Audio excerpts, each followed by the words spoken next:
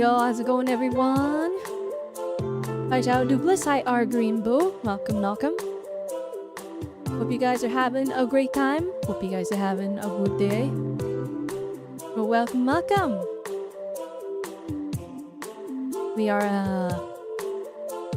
doing Silksong today. Very chill stream. We're gonna do some side quests, probably. At least that's the plan. It's been, I've been very busy. But that's okay. That's okay. I just finished up some work and now we're now we're streaming. I'm excited.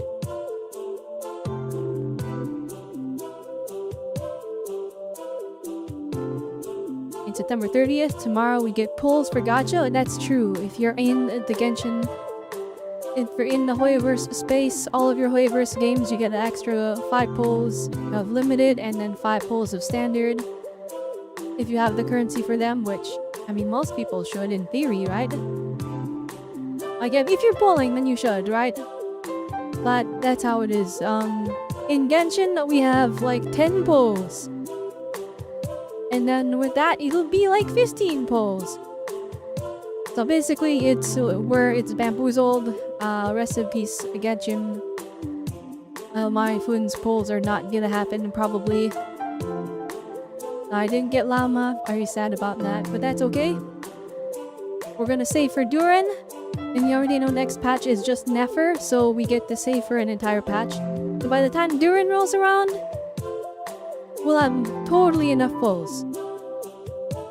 And even better, we're on guarantee, so we don't even have to worry about that. For Zenless Zone 0, uncooked, 5 pulls is not enough.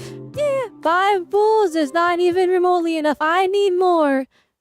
I need even more. I literally, as soon as I pulled M6 Orphe, I said, alright, I'm not topping up again. No more spending big money. I gotta take it back. I gotta take it back. There's too many characters I want. There's a big robot guy that I want. I want Lucia still. The flippin'... I want Zhao, the little bunny. Oh, actually, okay. I want her, but she is the one out of all the new people that I can skip.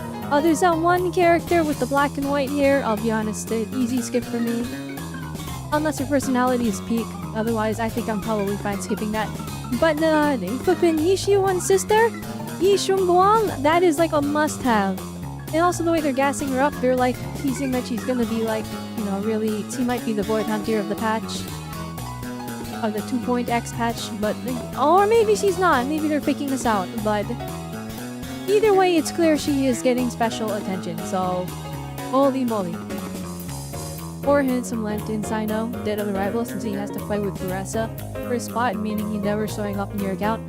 Yeah, that's... there's no way I can replace Buressa. Buressa is too important to me. We need at least 140 given how fast, how last pulling session went. Oh my gosh. Yeah, we're gonna need a lot. On the bright side, in Zenless Zone 0, okay, I had 0 pulls. I don't know if you guys saw, I posted the picture. Wait, did I post it? Actually, let me double check my Discord. Maybe I just took a screenshot of it.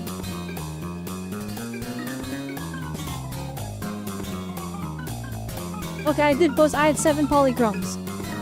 After like 2 days, after 2 days of farming, we did the event, we got the code from the live stream. We are now at a 10 pull. So that's actually really good. And I'm about to get 5 more pulls. Alright, we have like almost 2 weeks after banner, so that's gonna be another 10 pull. And then Deadly Assault and Shiyu Defense I'm gonna reset before the next patch comes out, probably. That's gonna be another like 5 to 8 pulls. And then we have the duration of Lucia's banner. We can hit pity, guys. I did the math. We can hit pity on Lucia's banner. But we have to win a 50-50, which... After the amount of 50-50s I lost pulling for M6 RV... Alright, we have to win, right? Cause like, if we look at my pulls, right? I lost the 50-50 3 times to Nekomata and then 2 Lycons. Right? And then after that they were guaranteed. Wait, that means I only won 1 50-50. I lost all of the other 50-50s. So I'm like, bruh. So we gotta have some busy luck sometime, right? Right? We gotta make it happen. So hopefully we can just get Lucia. I hope. Oh, please. Bunny's the Void Hunter. They would have put the other Fox Lady in the season trailer then. They did Shadow Dupless. They super hyped her up. Wait, okay. They did super hype her up, but they super hyped her up. I'll show you what I mean. Alright, let's pull it up. Let's go to full screen. Let's go to full screen. Hang on. I'll show you. I will show you the lights. Alright, here you go. These are season 2 teaser. Alright, here we go. I got it. That's not it. That's my YouTube chat. Hang on. There you go. Alright, you pull this up. And we go to the end. Alright, who is the big final reveal at the end of the teaser? Oh, look who it is. Oh, look at that. Truly unforgettable. Wow, look at that.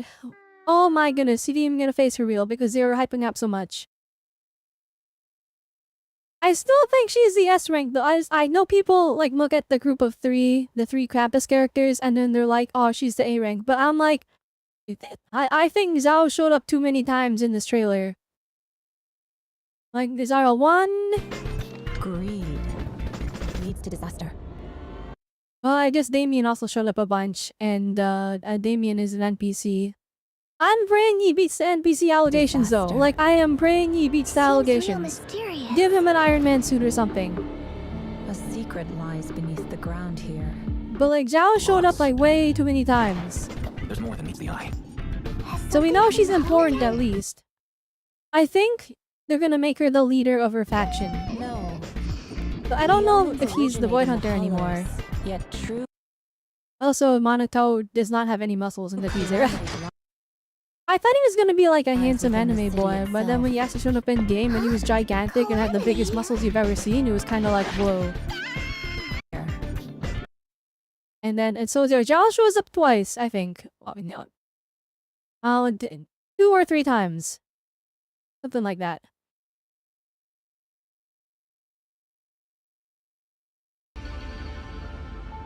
And then they hype up Ishiwan. Ishiwan, not Ishiwan. Ishiwan is an NPC, unfortunately. He's also in the teaser, by the way. I don't know if you guys went over and like looked closely. But at the beginning here, when they're running around the city. Come and try something sweeter than love. I'm still mad that this isn't even like an NPC. That was literally a random person they drew. Wise! Look over there! You can never go wrong with this place.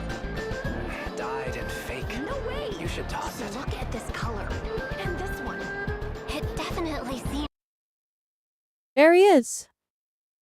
Ishiwan in the trailer. relaxed and peaceful here. Sure is different from 6th Street. But obviously not as It hype as True. our Yi Xiong here. But yeah, let's see here. The new Imaginary Theater starts in 12 hours, so it's like 4 pulls. Is it only 4? I thought it would be 5. Cause like 5 is 800 gems, right? Apparently the lunar phase is like co-op, so that would be interesting, but the worst elements, Hydro, Geo, Electro? Why would they put Geo in there? Like Hydro and Electro I can imagine them pushing because, you know, Flint and Electro charged, but like Geo, that's such a weird pick. We dumped 130 poles into llama and ran out of gems, so it is what it is. Well, I mean, hey, at least they're daring feed, right? Hey, same as me, except I did not have that many. I didn't have that many poles.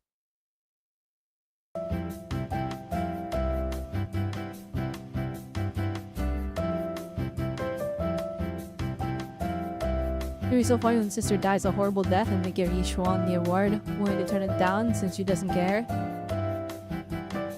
I am curious if you're willing to kill off a playable, because like they're willing to kill off non-playables left, right, and center.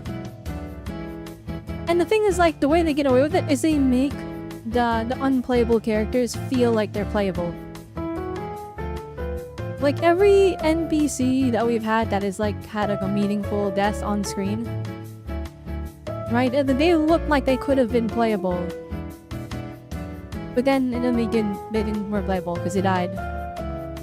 So I'm curious if they're gonna kill off Yishu-1. I know Yishun-Guan probably not dying.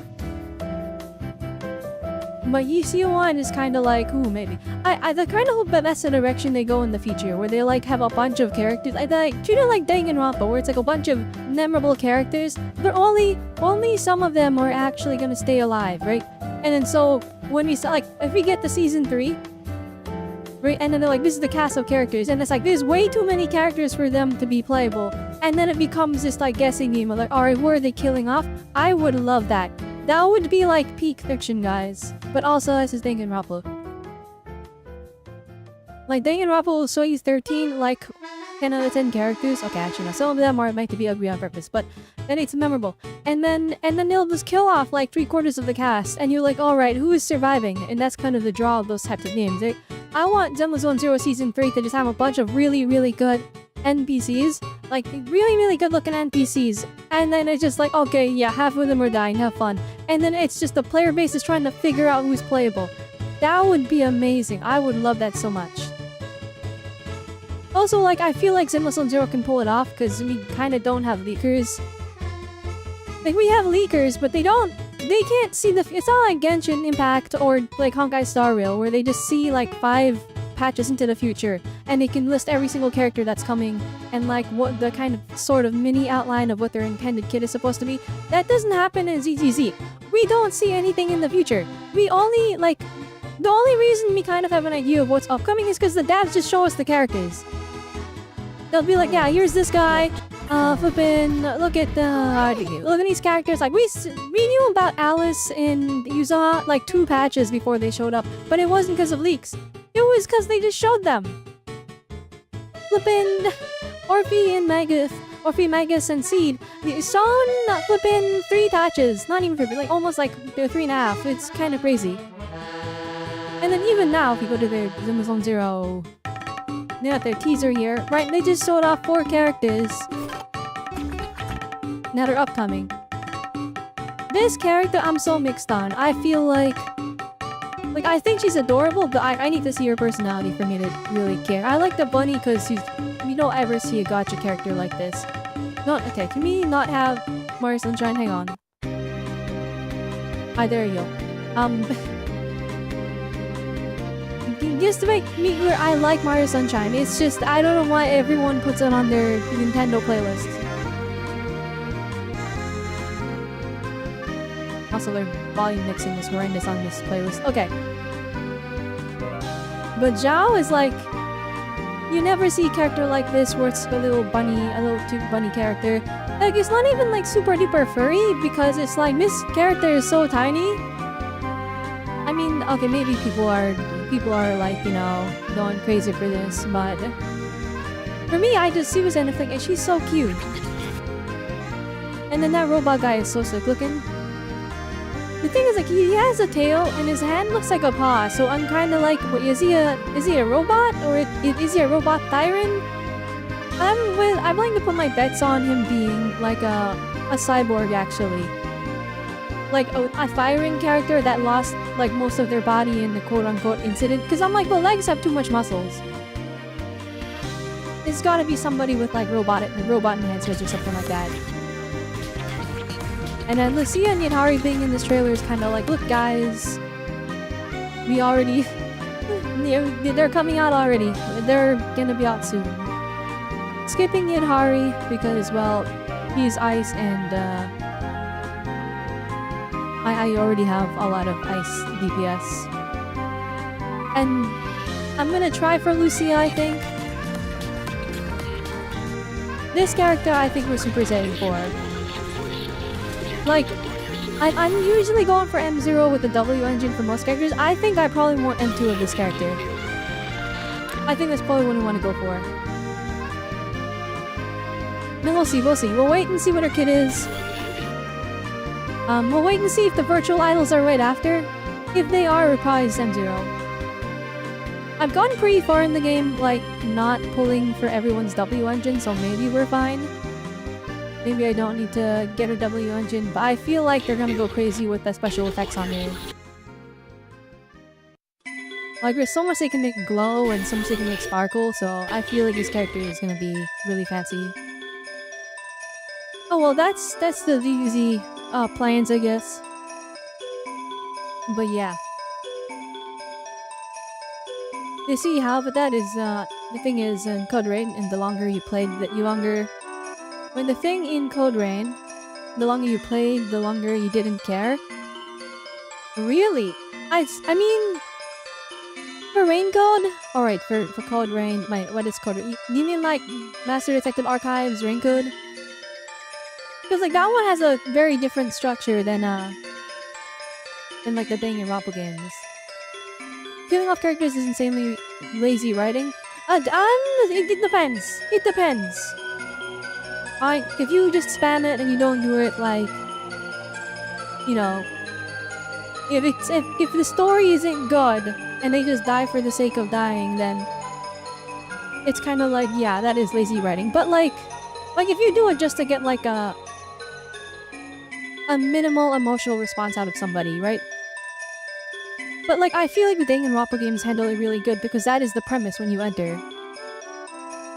Right? And the reason I want Zenless on Zero to kind of chase something like that just for, like, you know, for a season is because Zenless on Zero can't get away with killing off a playable character. At least that's what I've kind of come to. That's the conclusion I've come to.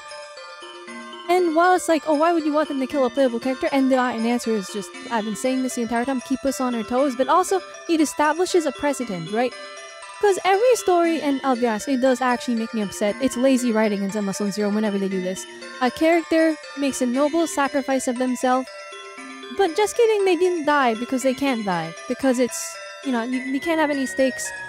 But you never really fully expect the character to die. And you expect them to live, you expect them to fight. So every time the game teases how, oh, they might die.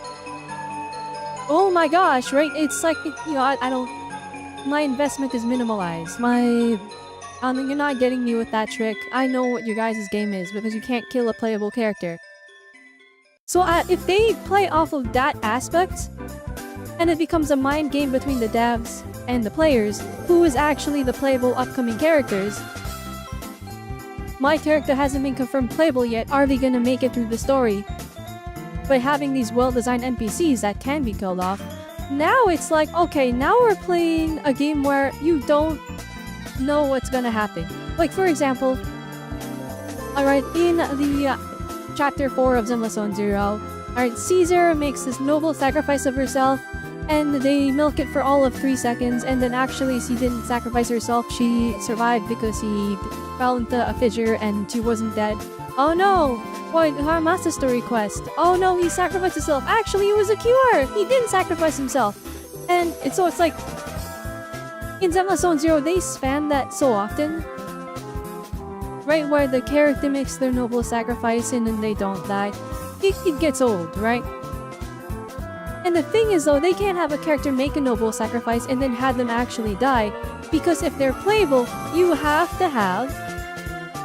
Right, you have to have them interactable with all of the game's playable systems. And apparently... Well, not apparently. And essentially, we have this system where...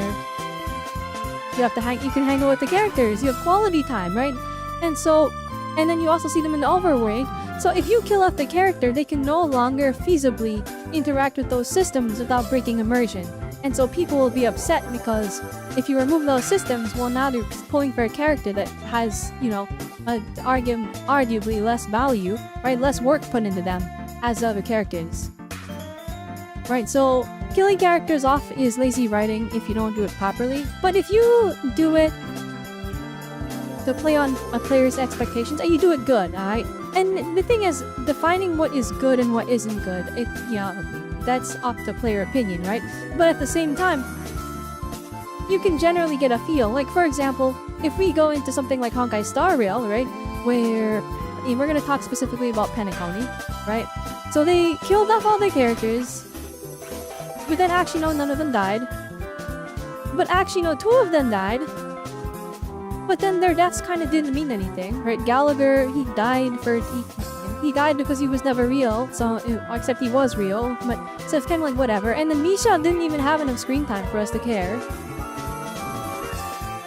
right? So I feel like a lot of that falls short when you don't build up for it properly, but also, like, for example, Silksong Zero, we have a couple of NPCs that have died already. Pompey, he died, and I think his death was really, really well done. And the reason, right, it's not, we didn't get that much screen time with him, right? But the thing that they established was he was incredibly important to the Outer Ring. Alright, a lot of their infrastructure relied on him being there. And so everything gets thrown into chaos when he disappears, right? And then, the thing is that you're holding out hope that he is playable, and then he dies on screen, turning into an ethereal, and the way he goes out is very gruesome. It's shocking. And then so I'm like, that's well done. And then Isolde in Silksong Zero, right? But she had multiple patches of building up, right? Lots of character development, and then they even set up exactly how she went out. It was brilliant, right? And the thing is, up until that moment, right, everyone was hoping she was still playable. It kept us on our toes. And that is the thing. What people want is the fear that you can lose people, not to lose people. It's easy. It's mostly basically writing in if you see a woman, you know she is evil, and since she was wrong, that she wants to punish the people again. This has happened over 4 times already. You would rather a character die by going on a blaze of glory, which is why you like Natlan. People can die, but if you win a fight, if you win the Night War, they can come back. We never explored that too much. Rula has that issue with Augustus Yua. So then that's the thing though, right? Like, if you look at Denshin, right? And if, for me, right, I feel like the deaths meant nothing in that land. Because they can just be brought back. But the thing is, and they didn't play on this, and I feel like they should have balanced. The suffering in death, they could have played on. Right? The death was meaningless in the sense that you could bring them back. But, and this is where it gets really cool, right? The establishes, oh, okay, there's no stakes. But then, you move forward in the story, and then we lose our Minecraft bed. We lose the respawn point. Right? The ode to the fire that brings the people back, the big flame that brings people back, it stops working. And now it's like, oh shoot, we can actually die. There is no blaze of glory, we just die. And now the stakes are real in Genshin. Of course, I don't expect them to kill off a character. Alright, we've gone 5 years without them killing off a character.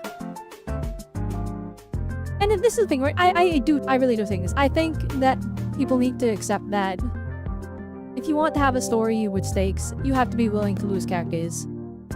That's why I like games like Danganronpa so much, right?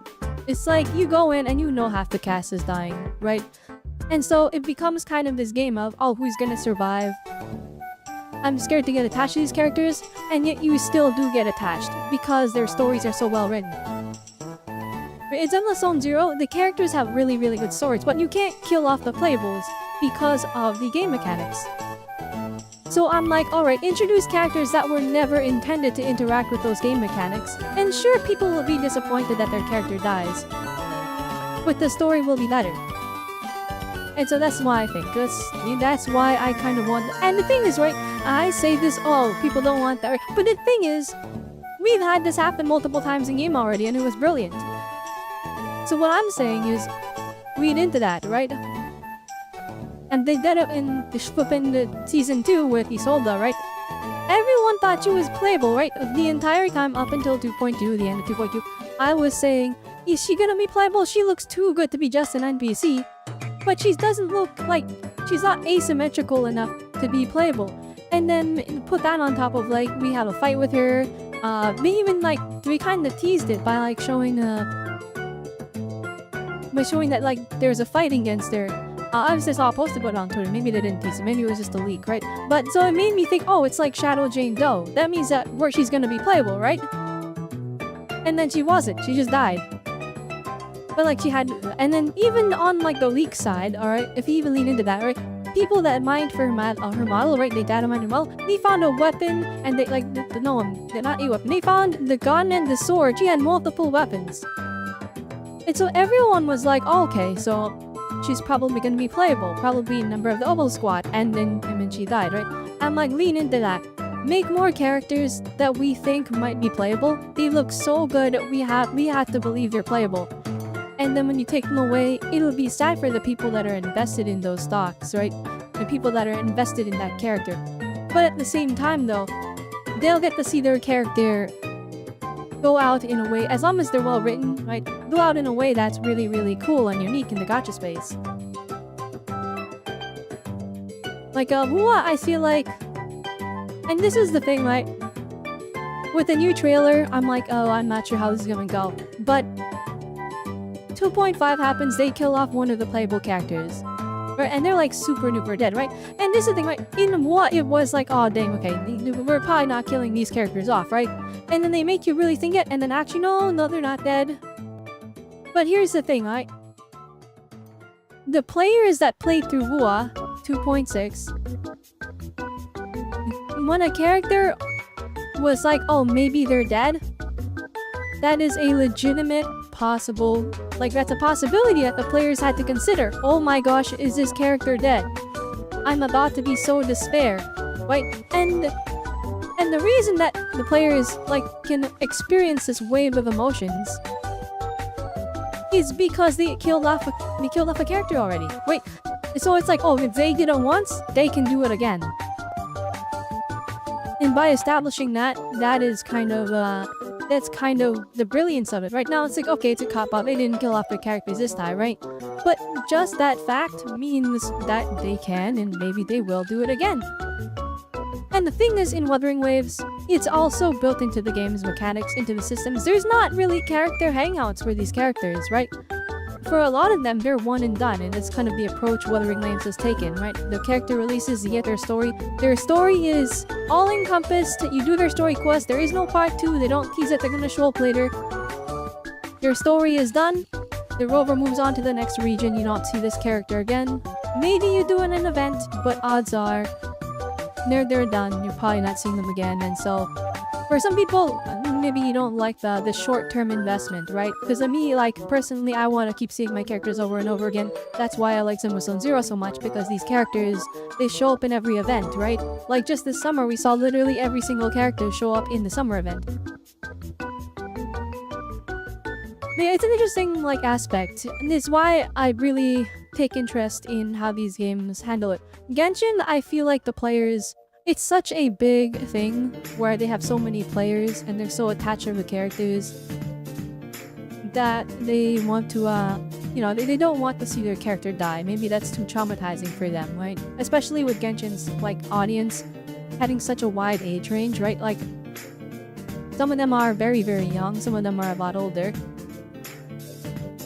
But like, I mean, Zenmu Zone Zero, technically they did kill off a playable, but it's kind of like, it's a mix. They have killed off a playable, right? And that is in the Seed Story quest. So, I mean, I don't want to go too much into details about that one. But the way they did it, fantastic, I loved it. And so it's kind of like, you know, people always say, oh, these stories are so emotional. I was so sad during this and that. But I'm like, yeah, people like that. They like when the story is emotionally impactful. So I feel like Zenless, out of all of them, if they want to make their story more unpredictable, where we actually feel like there's stakes, I think they need to make fake playables. And that's my opinion. That's what I think. Yua's story feels half done, yet why should we care about it? He's rich from a distance like the Wanderer, the Balladeer, these several patched with Robelle, and the reasonable interest to like the character, they started off beating us, and they win. With the somewhere toy box event, they're growing into a character on their own right, and will become even more relevant with Doran coming soon. Other gachas are struggling to hold a story, they invest into time, into a character for them to die. But okay, with Ryu's HSR, for example, yes, they do fake out deaths as all their characters, and then they're never actually dead. Now they're dead in theory, and then we're gonna save them all in the end. But the thing is, and this is the issue with HSI though, right? Yeah, like, fake out deaths aren't bad. It's just when it comes to gacha games, right? When you want to raise the stakes, you have so many characters where you have to risk something, right? And when you risk something, then, you know, it's gotta be the character's life, because there's nothing higher stakes than that. But then you can't kill them off because they're playable. And so, for HSR, which rapid fires 3 characters every single patch, right, they're struggling to give those characters screen time. And when they do give the characters screen time, and this isn't reference to 3.0 and up, and I haven't played 3.0 and up, But I've been spoiled on a couple things already because I have a couple friends in the HSI, right? And like the story is like 8 hours long. Full patch, right? And then so these characters finally do get the screen time they deserve. The problem is they don't have the resources. They'll put in cutscenes that pad out that 8 hours, fill it up and make it more interesting. They don't have the resources that generate enough full screen art to really like bring their story to life. The characters have to stand there, and so you get this kind of half-baked, like they don't feel alive anymore. They feel like just puzzle pieces for a story. At least that's my impression of it. But I don't know. I feel like they can raise the stakes. I'm not saying you have to kill off every single character, but I think by establishing that you can and will kill off a character, now from that point forward, every single storyline, it's like, will they do it again? They wouldn't do it right away, would they? And then if they do a fake out death, that fake out death still hits. Because it's like, oh, the character didn't actually die, but like, I thought they did kill them. And because they recently killed off so-and-so, now I'm terrified. And that terror is like, that's emotional investment. And like, if you don't want to risk the character's life, well, give the character something to lose. And these gacha games, all of them rely on, they give them the main character to lose. Oh, we have to protect the proxy in Zenless Zone Zero. Oh, we have to protect the Traveler. Oh, but like, they're not gonna kill off the main character. They're not gonna kill off the proxy. They're not gonna kill off Traveler. They're not gonna kill off the Trailblazer. Unless you're HSR, in which case they will kill off the Trailblazer, but then they'll come back next patch. Like, it's a interesting thing. And like, while you can make the game shine with good writing and not kill anyone off, right? I feel like when you have so many games in space that kind of follow these dead set rules, then it gets old. It gets old. Like, I don't want to see more fake out deaths in Zenless Zone Zero. Although admittedly, the Orphe death was so fast-paced that you did fully believe it for like all of 1 second. And there I think that's forgivable, but that could also just be me being biased because I really like that character.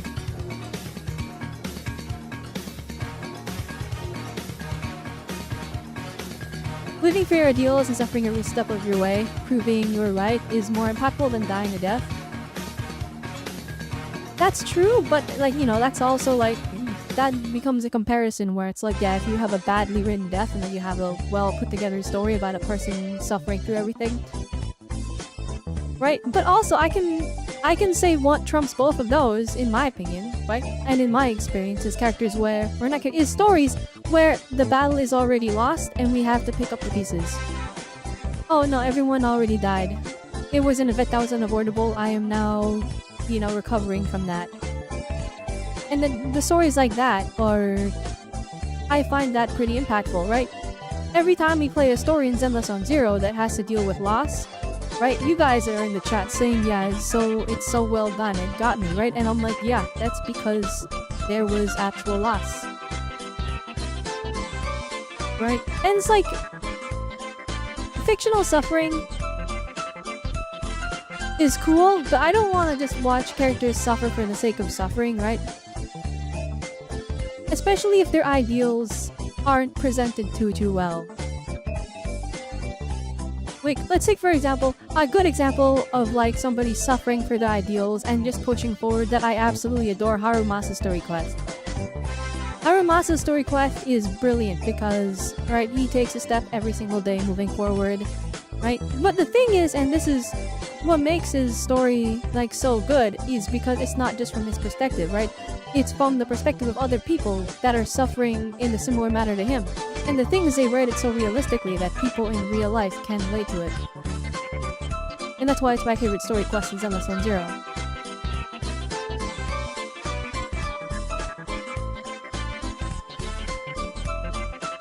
What song is this? I don't know. I need to see what music is this. It's the lobby in a game called Gunbound. I've never heard of this game. Okay. But at the same time, I feel like Harumasa's like suffering and his pushing through in that story quest, right? It's made it more impactful because he does die, but he doesn't. It's a fake out death, right? But it's the fact that he fully sacrifices himself in that moment, right? So in that sense, it's like, for him, that really was his death, right? He wasn't just suffering for his ideals, he gave up everything for his ideals. He died. Only for him to realize, oh, I didn't die.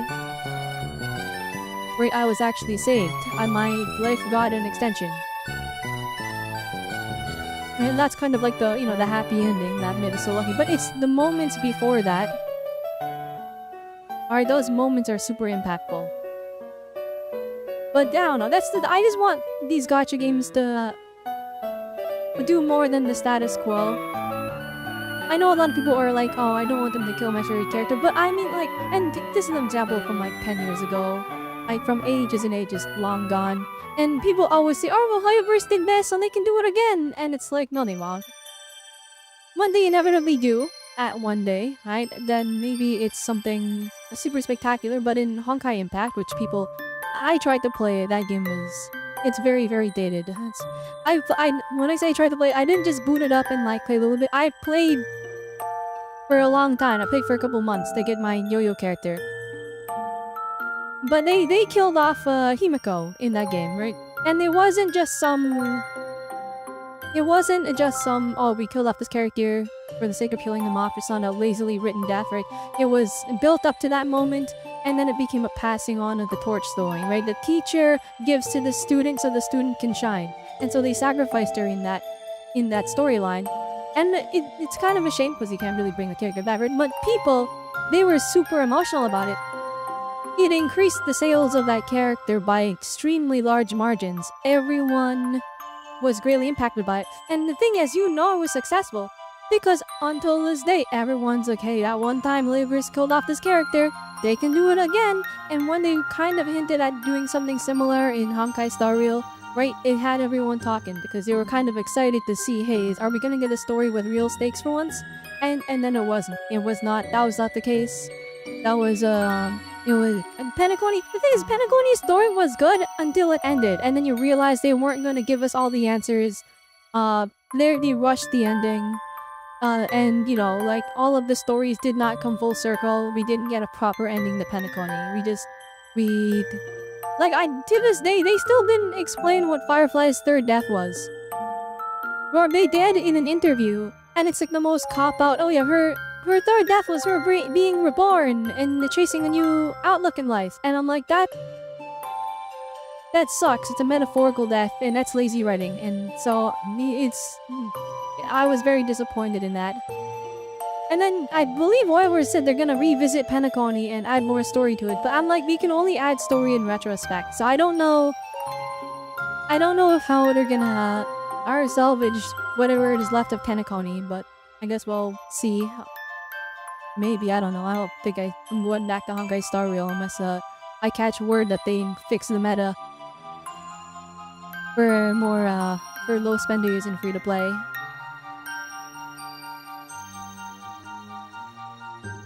Almost has responsibility. He runs the treatment center for research into diseases. Dying when you still have work to do is kind of disrespectful. Yeah, that's why he made the choice though. He was like, I'm not making out. That's what made it so, like, that's kind of what made his death more impactful. He had so much left unfinished. And yet he still made that choice. I'm going to end myself here. Make sure that this, you know, to save those kids. So that people don't have to live like me, right? That's kind of what made his story so good, right? But you can tell a story without killing off your characters and have it be amazing, right? I mean, I'm critiquing Zenless on Zero storytelling, and Hikaru Moss is as an example, right? So clearly, you can have good stories without killing off people. But what I'm saying is, and I think it would just be really, really interesting, and an overall improvement to the future of how we perceive the rest of the story if they kill off somebody that looks playable. But like, play into it more than just what they did with Isolde. Because I think Isolde was a really good turning point. Because now whenever we see a character that's an NPC, I'm like, oh, they're not safe. I mean, the NPCs were never safe, but when you see a character that looks like an NPC, and they don't tell us if they're playable or not, and we're like, are they playable? Are they not playable? And the thing is, like, in Genshin, you know when a character is playable because their model is literally labeled it, right? So the data miners, or 9 leakers, is sweet. When the character model is in the game, and people are like, oh, the mine file is named Catalyst Short Girl. And then it's like, oh, okay, well, then that character is obviously playable. But in Zenless, right, the characters aren't labeled like that. It's just their model there. And then so when you see the Isolde model, and then you see that she has weapons, and she has an element attached to her, and you're like, oh, wait a minute. Is she playable? I don't know. And then she wasn't. I've been having the same problem with movies, like, MCU characters' death should mean something, but it doesn't. And characters like Gamora being brought back, Iron Man being brought back, half the universe is coming back, it doesn't feel earned. Like a death is just another Tuesday. So, okay, alright, on that topic, I feel like gacha titles fall into the same aspect, and the reason I say that, so MCU, right, early on deaths meant something. Right, they meant something early on, right? But as time goes on, right, they expand the universe more and more. They introduce the multiverse into this, right? And with the introduction of the multiverse, that means that there are separate versions of the characters that they can rely on, right? And then also with, you know, something as whimsical and magical as the universe of these comic books where people have powers and all this extra stuff, eventually you're gonna reach a power scaling point where characters are gonna have powers that can bring back the dead. And so, like, we do lose impacts. Like, for example, let's use Dragon Ball, for example. Right? I love Dragon Ball. I don't talk about it too much because, like, I'm not as into it as the average Dragon Ball fan. Right? But with Dragon Ball, right, that's started losing a lot of meaning when they brought in, well, the Dragon Balls who can just wish someone back from the dead. And so they had to retcon it and introduce, oh, we can only revive them one time from here. But if you go to the other dragon, then you can revive them again. And then it's like, okay, so we can die a limited amount. We have Mario lives. So we have the 1-up. But then some people have to stay dead because, you know, it's very hard to gather the Dragon Balls and make that wish. And that's just the early premise, right? It gets crazier even later on with the characters that are like, oh, I'm dead, but I'm here to fight because fighting is fun. And then it's like, okay, alright, we're getting a little money here, but, you know, I feel like inevitably when you have these series that extend for so long, right, the deaths do start to lose meaning. Because more, like with the way power scaling works, right, and when people start reading themselves into a corner, they have to introduce ways to either bring the characters back or, you know, make use of the characters that have been used up already. And with gacha, I feel like that's inevitable in the sense that, like, these games are live service games. They update every 6 weeks for, you know, at least the Oyoverse ones, they intend to go 10 plus years, right?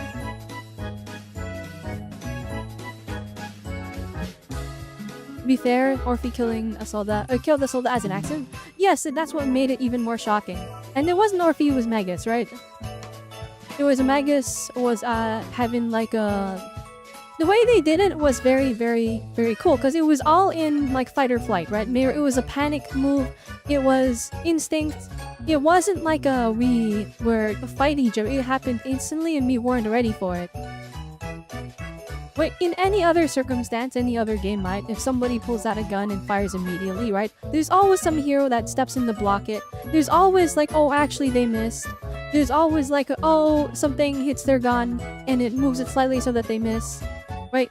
But in Amazon Zero's, you know, their quote-unquote character death moment, right? Isolde has perfect aim. And Magus is literally just a tail. So, Magus has a literal knife. And what happens when you have a knife? You stab things. Right? So in panic, Magus stabs Isolde to stop her from shooting the gun. But obviously, it's a gun, you know, you brought a knife to a gunfight. So it's a lost exchange. Magus lost completely, not equipped well enough because, and again, right, and I'm gonna actually let's delve into that deeper. Tiny, you guys know how I do this, right? And it's so well written because Magus is a gun, right? But the gun brought a knife to the gunfight. Why? Magus didn't want to kill Isolde, right? Magus didn't want to burn her to a crisp, Right, that was an option. We could have just shot her, but that wasn't an option to Magus because that was the, somebody important from their past. So Magus opted to, try and stop her with the knife, but it was such a quick moment that it hit somewhere vital. Very, very vital. And even then, Magus is too slow. Orphe got shot in the head. But the thing is, right, and this is what makes it really, really, it wasn't a real gun. That's the twist, right? And the thing is, Endu's great because they built up that she carries a Denigan on her. Right, they built that up since 2.0. It was a thing that they were... not 2.0, I think it was since 2.1. Yeah, it's in 2.1 when we visited Seimun Bay, so... But like, it was a moment where we got to learn about Isolde's character and them capitalizing off of that later. Like, that entire interaction, insanely, insanely good. Did they ever get into Doctor Who? The answer is no. There was way too much of it. Which, maybe that's not the right thing I should say because, like, I got into One Piece just fine, but... I don't know. Doctor Who, it's like, it has such a history that I could never get into it because I didn't know where to start. And also, please keep in mind, I'm in Canada, so like, in terms of streaming services, we're cooked over here, there's nothing, the access to everything is very, very hard. So, for the most part, most streaming services didn't have access to it. So I'm like, I'm not gonna bother me too much work, so I never got into it. I do know that they have like the Doctor as a character, they swap them out with a new actor every now and then, and so it's kind of like this character is eternal in that sense, but it's played by different people, which that's pretty interesting, I think.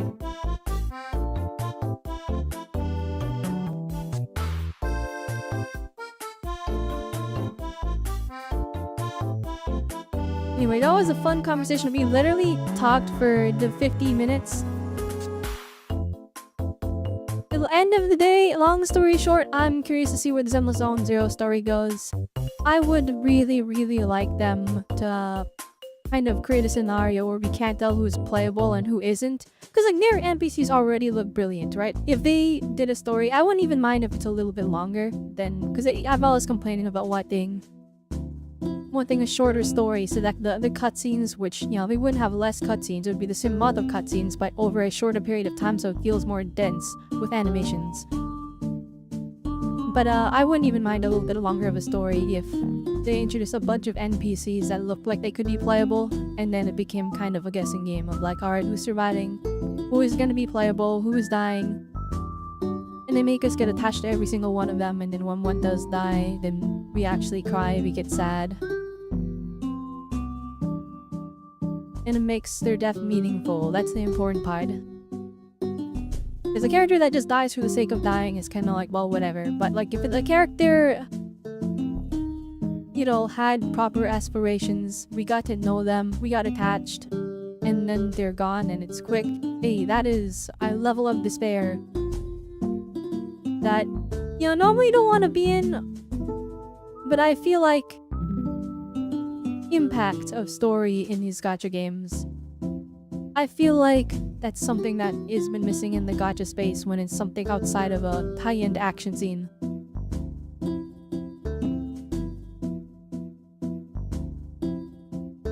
Alright, let's boot up Hollow Knight Silksong. I have stalled for an hour successfully.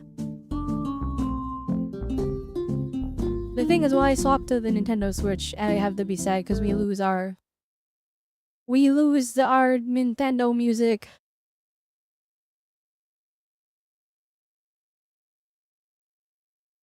Alright, I'm gonna swap over here. I press this button.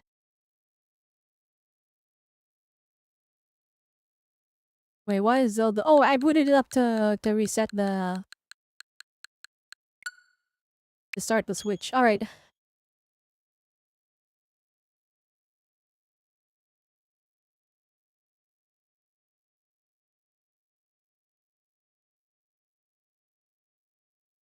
Guys, I'm actually so excited to play more Silksong. Last stream was like a lot of fun. There is so much happening. Again, I am using the Switch 2 Pro controller, which means we're gonna get misinputs. But I don't want to sacrifice the HD Rumble. I really do feel like... I do wonder if like third parties could like produce... Like not even like... Make a brand new one. Or, well no. I mean like if they could produce like the D-pad part, the little plus... make that plastic and then make it so that I can install it into the Switch 2 Pro controller, and they just give it like a slightly better pivot and the shape. If someone could do that, that would be amazing. Maybe we could 3D print it actually. I didn't even consider that. That's also a possibility. Cause like this controller is so good. Except for that D-pad. Which here's like the D-pad is actually really good. Like I use it in fighting games, and like when it has the quarter circles and stuff like that, it feels fine. It's literally just sometimes the down input, when I'm like leaning to the side, it comes out as a side swing instead of down. So I feel like it has accidental diagonals.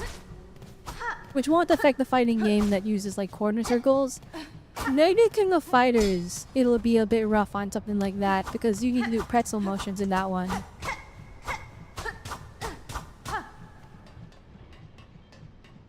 Soldier 11 kinda died after the gang who took her beat her until she was unconscious. I mean, that's not that. She still came back. And they didn't get the chance to... you know, explore the trauma from that. Because they don't want to give my goat screen done.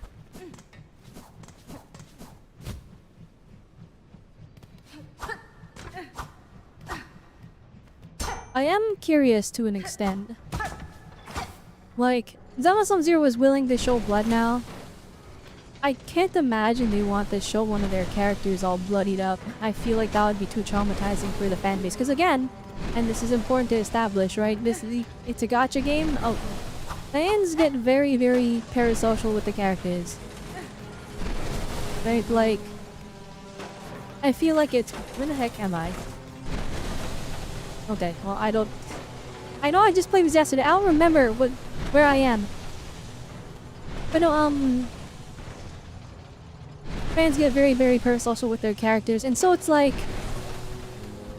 You know, no one wants to see their loved ones in a... even if fictional, alright? Even if fictional, no one wants to see them suffering to that extent.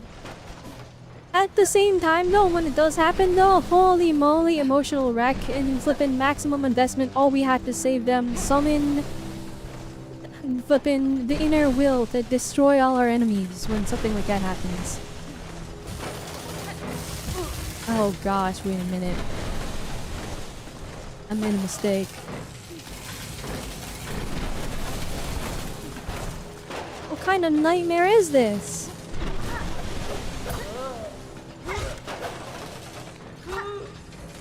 A whole shell? Alright, I'm gonna play super defensively because this is looking a little bit rough. If your sense of self dies, can you even call yourself a you? I mean, existentialism would be a really interesting thing for them to explore, especially with the Silver Squad. Right? It's one thing to explore a character that has amnesia, right? But like, in terms of the Silver Squad, right, they're clones. And so there's a lot of like moral and ethical things involved with their storyline, and I feel like we could totally go with something very interesting.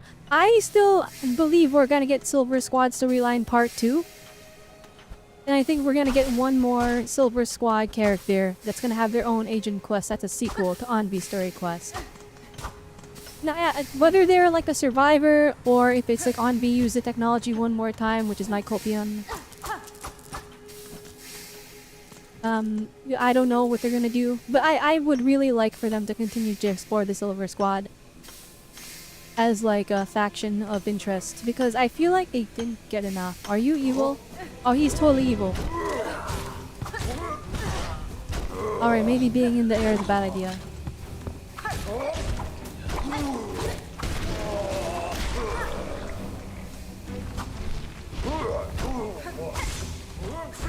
I'm dead. Oh gosh, I'm dead.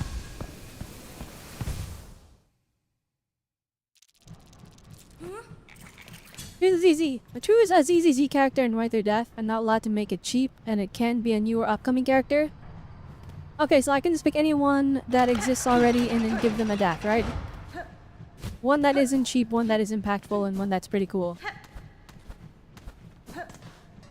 Alright, let me think. Who would I kill off and have it be meaningful? The big thing is a lot of these characters already have story quests.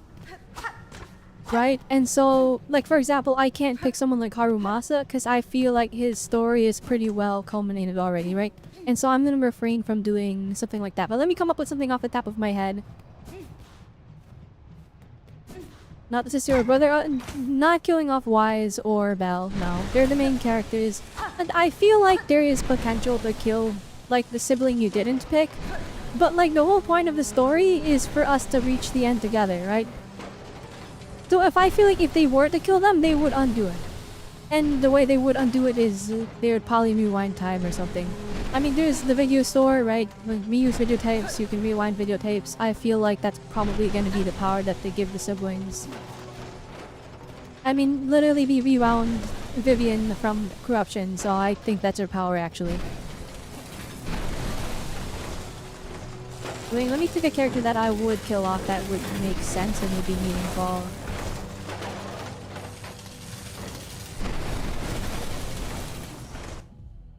Ooh,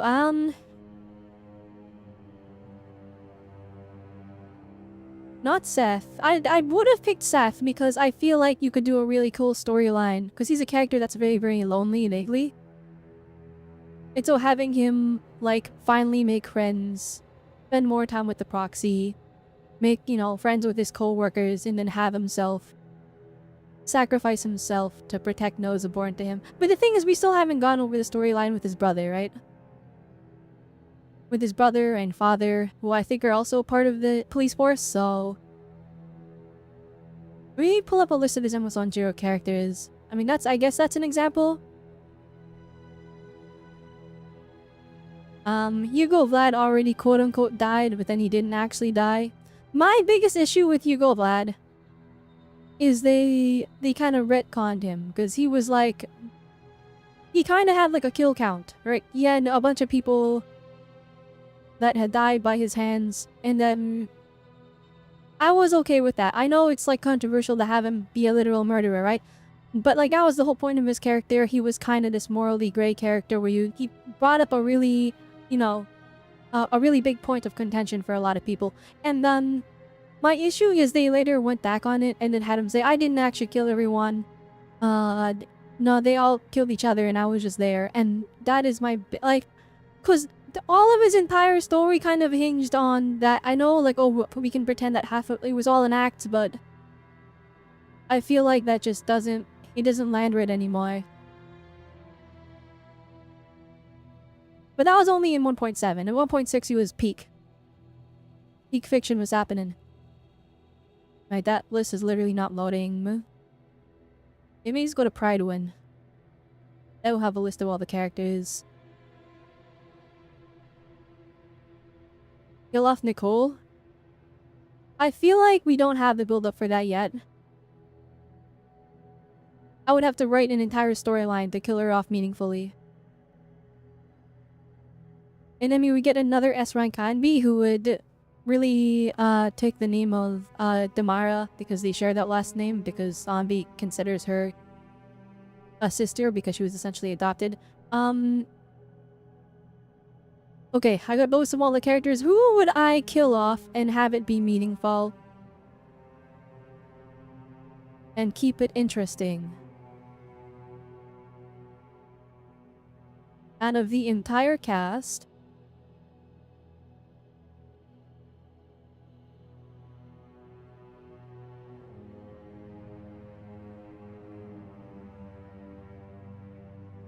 Let me see here. The thing is, I am limiting myself.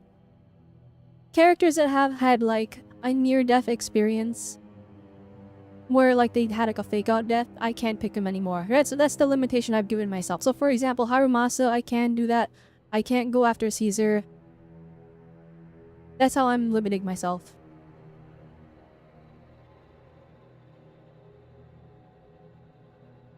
Let's see, if there was a character I would kill off, it would be Lighter. I would kill off Lighter. And the way I would make it, so he's the undefeated champion, right? He is a character that he does not lose fights.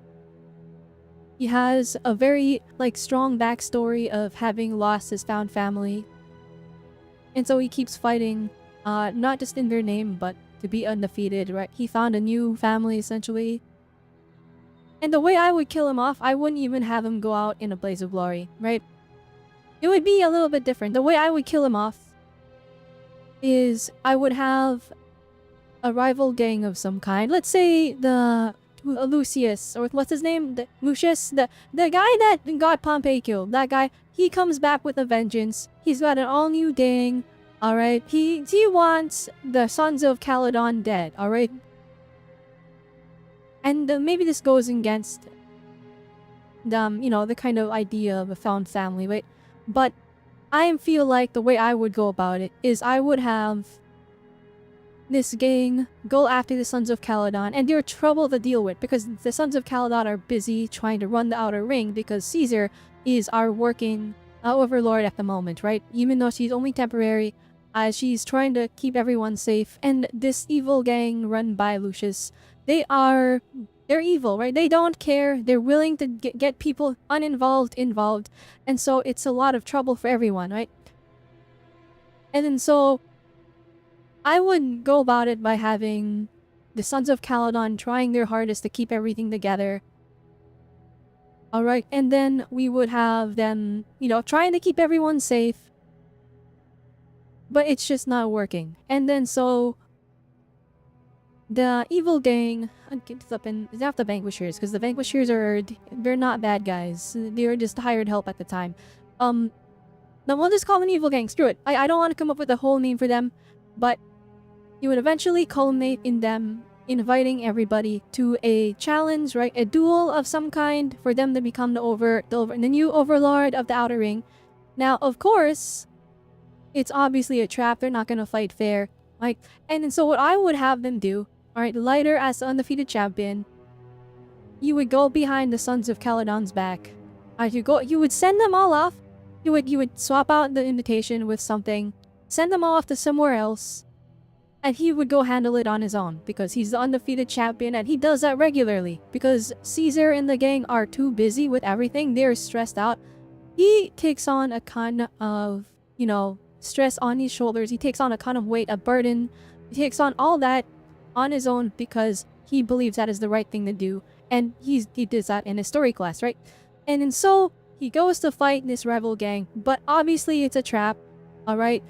And he gets at this big disadvantage, right? Like maybe they take out his leg or something, alright? They do damage to him by playing unfair, right? But he's the undefeated champion. So I would actually have him beat the entire gang. Alright, he comes up on top, but he's so injured. And the legend goes down, right? Lighter, the undefeated champion, no one could ever beat him, right? They couldn't beat him, all ganging up on him. But he is so injured that is how he goes out. Or actually, I wouldn't even put it that, right? I would have it so that he gets hit by a random car. I know it's messed up. I would have him get hit by a random car.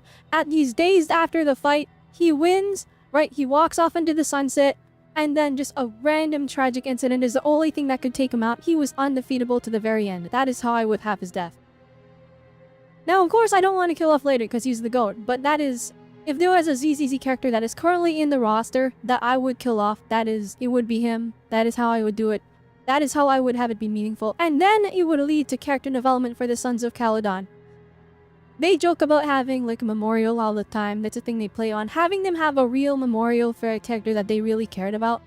And it would impact them all because this is their undefeated champion, right? And so they would have to become stronger to continue on with them, and I bet they wouldn't even replace him. They don't need a champion anymore. They would all become stronger as a result, and they would just continue on in his legacy. It's uncharacteristic of him, not even Lighter anymore. I think that's pretty in line with him. Because if you play a story quest, right? It's a thing where people are challenging each other, right? It's the duel night or whatever. If anyone has any qualms with each other, they settle that out in a duel, right? But the thing is, later on, those duels spiral out of control and it becomes even more, dangerous, right? And then so, what Lighter does is, in the finale of his story quest, is him fighting off an entire gang on his own as the undefeated champion. But, he's undefeated, he beats them all, and then he's like, alright, Proxy, I did it. Don't tell the Sons of Caledon that I did this, because they don't need that kind of stress on their shoulders, right? And then so, having this, I feel like my way of going about it would be pretty in character for him. Did I do his hangouts? I don't even have his character shadow. I imagine he wouldn't want to leave people behind, right? But also, in moments of stress, people do act out of character. Right? Like, people aren't so simple that they're gonna follow one line thinking. He doesn't care about his title. It was never about the title the way I just laid everything out, right? I'm just saying, like, he goes down as a legend, right? Everyone will forever remember him as the undefeated champion. I don't think he cares about being undefeated. Right? He gets into fights, he handles it. And that's how he goes about doing things.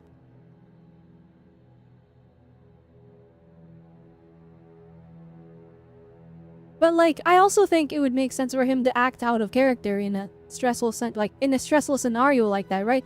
If his family, his newfound family, and he doesn't want to lose them again, if his newfound family, the Sons of Caledon, are at risk, right? Because they're being constantly, harassed and assaulted by this new gang, because Lucius wants to take over the Outer Ring. I do think he would act out of character to try and fix things. Especially because he likes to, he will take on burdens so that the rest of the gang doesn't have to solely them. But that is what I would do, at least, for the characters that we have currently. I can't imagine killing off any of the Bellabog characters. Stars of Lyra, no, maybe we kill off Evelyn. But I feel like that would need to have like a very intricate storyline for it to feel meaningful. Right? Lighter was a character I picked to quote-unquote kill off and give a meaningful storyline solely because I feel like I could summarize that in a generally short amount of time and have it still have that impact. If there's any other character I would kill off, probably it would probably be Silver Soldier Onby. But I would like to get Silver Squad Part 2 to, come up with any fan fiction regarding that. But I feel like having Onby die off, and then that would lead into a really big storyline with Soldier 11, and it would affect the Cunning Hares, and Onby is a character that just wants to live her life. She's found a new living, but she also has a lot of trauma in regards to her squadron, and I feel like there's a lot of moments where she feels like she has that survivor's guilt, so you could definitely lean into something like that. I don't think anyone Bellabog is dying. Who else? Victoria Housekeeping. I feel like out of all of them, you could probably kill off Corin. I don't want to kill off Corin though. And also you could do a crazy parental loss storyline with Lycon and Rena. And then Alan, who would be because she's not really an emotional character. She doesn't show too much emotion, right? So having her lose a sister, I feel like you could write something really interesting with that. You could lean into a revenge story, right? Whoever is the cause of the death of poor Corin, they're the ones that we must get, and then now it becomes Lycon, trying to maintain his composure, but also give that energy of you can't go down this path of revenge. And that would also challenge him and his views very, very much, right? Because he essentially loses the person that he helped raise at this point. Who else? I would not kill off Hugo. I would not kill off Vivian. Youngkui Summit. I don't think I would kill off any of them. Actually, Yisuan I would kill off, but he's not even a playable character, and I think they're gonna do that anyways. I think he probably has death flags, I'll be honest. What else? Spook Shack, they're a bunch of college students. They're basically a school club. I don't think you can reasonably kill them off without turning it into like a nightmare, like high school drama. Or like college drama. It would turn into like a K-drama very, very quickly. Section 6. I don't think I would like to kill off any of the characters in there. I feel like that, like Miyabi, she's supposed to be the strongest, so I don't think there's a cool way to kill her off. And also she's too integral to like all of New Eridu. Yanagi, if you kill her off, then Sokaku will be sad. And I also feel like Yanagi is too powerful, having like Oni blood. Harumasa, I mean, he's the one you would kill off, but like he had a whole story about why we're not gonna kill him off, right? What else? Sons of Kalawari went over them. Lighter would be the one I would go for. Yeah, that's oh, I guess the defense force. I said maybe Seth, but like, I feel like the defense force, right? They don't have a, or not defense force, the PubSec. I feel like Zuyuan, Seth, and Xingyi, and I guess by extension Jane though, they don't have enough screen time. I feel like that is the faction that has gotten the shortest end of the stick. I mean, Jane Doe and by extension Sword of Sect, they have a decent amount of screen time, but Ji-Yuan and Xingyi, like no, not enough, not enough. You could do a, I wish Xingyi you could do a BMO thing. We could tell her off like she's BMO in the Veggie time, but I feel like that would make me very upset. And I don't think we have enough build up for that. You'd have to explore her backstory about like what she actually is. This is lost technology, right? And then a music venue kind of has an existentialism, like he's a copy of someone from the past. We kill off Nicole, she's the major link, every separate faction. Nakamada would have to move to a new faction. Unironically, you would put her in Naps along with Oddby, joining Obel, and Billy would move with the Sons of Kalam again. I definitely feel like that's a cool direction for the story. Having like a faction split up. I don't know if I kill Nicole though, and the reason is just because like she's a slippery character, right? She gets out of the dumbest situations in the dumbest ways possible.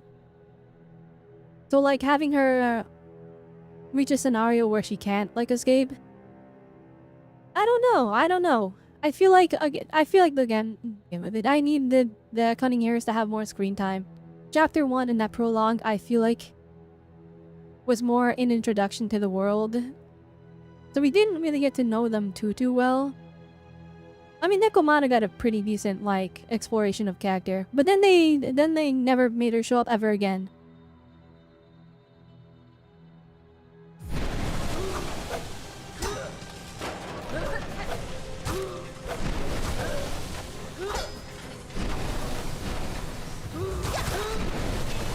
Alright, here we go.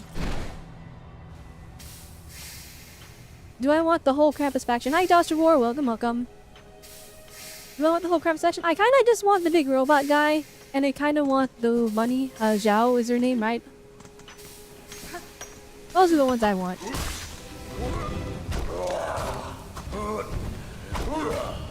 Yeah, oh my gosh. Yeah, oh my gosh.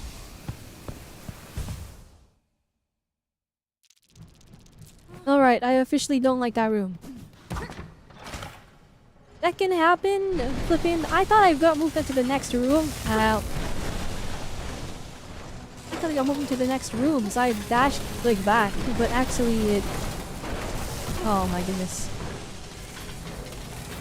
Alright guys, prepare for complaining. Here we go again.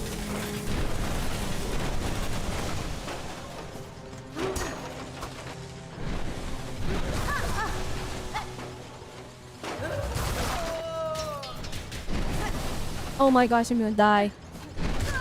Oh, my money is all gone. All my money is gone. Minus 300. Instead I like the sister and the yin yang girl. I mean, I like her, don't get me wrong. But the problem is okay, Joshua, you gotta keep this in mind, alright? The virtual idols, the angels of delusion, they're a wild card that can show up at any moment, okay? They can be anywhere. They could be here, they can be there, they can be everywhere, alright? So I had to just start sacrificing characters so that I can pull them. Because out of the new characters they showed, I want Zhao, I want the robot, and I want Yi Shunguang, Yi Siwon's sister. I want her the most, and then I want all of the Angels of Delusion. So if you can count, that is like 6 characters that I want. That's not very feasible across the courses of like 3-4 patches. So, and I'm assuming they're all S rank. No, all the ones I listed are S rank. I think the Yin Yang girl, the one that looks kind of like a panda, he's probably an A rank maybe. Either she's the A rank or Zhao is the A rank.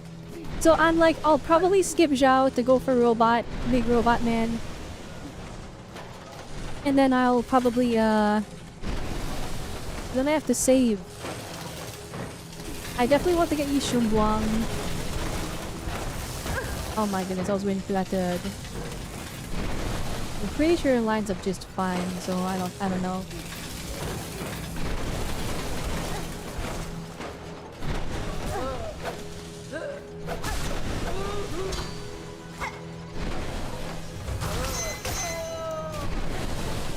Dang, 2 critical hits. But yeah, I'll be honest. Unless she's an A rank, I probably won't pull for her. The Yin Yang girl, black and white hair character.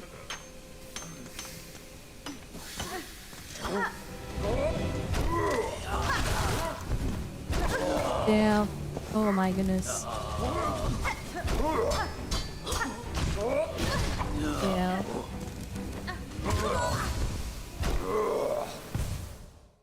Then blocking off the doors, you know, like with the flippin' steam is actually so irritating. Oh well.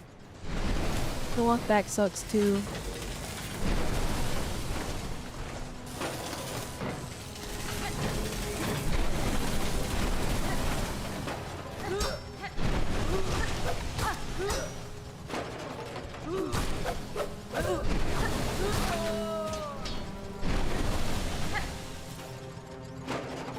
Did that only drop 2? Well, maybe they're not worth fighting. Maybe they're not worth fighting. What the heck?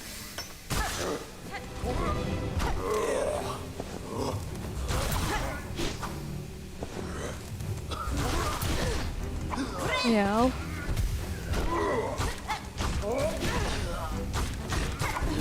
Oh my gosh.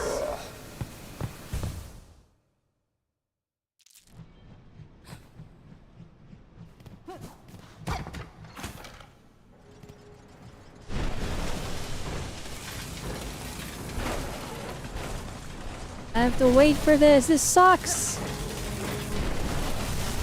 I don't even know what happened there, I'll be honest.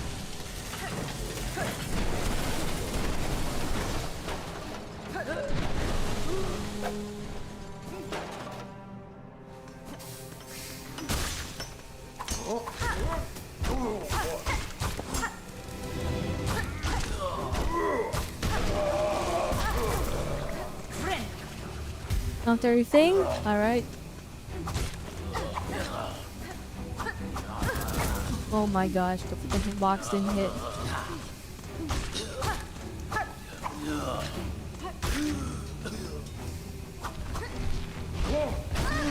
Now.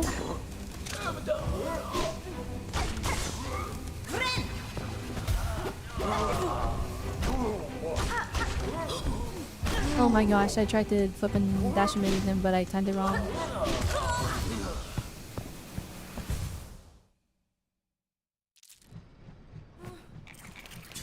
Most important choices in a character's life is knowing that even if they are gone, then you'll carry on, since lessons have been far better than others. So why abandon from Xenoblade 2 was so impactful. Even if the crew isn't ready, losing a leader and his impact rings across everyone's souls. Nicole is the gem bearer of New Eridale, and that takes care of the unwanted and discarded. That's true. I'll be honest though, Venom's death did not impact me that much. But I'll tell you why, it wasn't his fault. It's Rex's fault. His voice acting was so bad, I changed it to Japanese.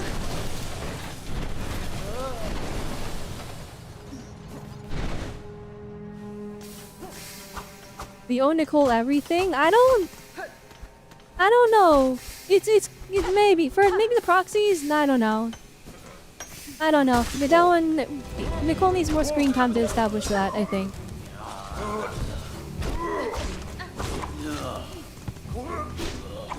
And this guy has the same moveset as that red guy from the beginning of the game, but his back is... Yeah. Yeah, that can happen! Oh my gosh. That guy's not too bad, but flipping not having room to dash back. And then having other guys spamming projectiles.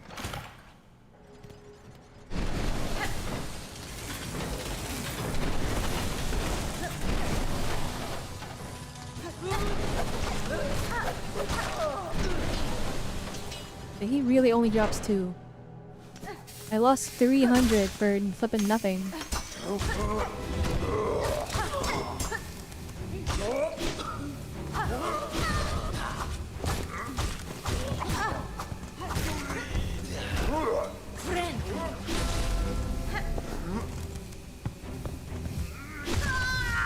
Oh my gosh, the range on that. Okay. Genuinely, all these rooms when they put one flying guy and one big guy and you have to fight both of them in a confined space, they actually suck. Like, actually, legitimately. Because it's not like a thing that happens once. See, they spam this shiz.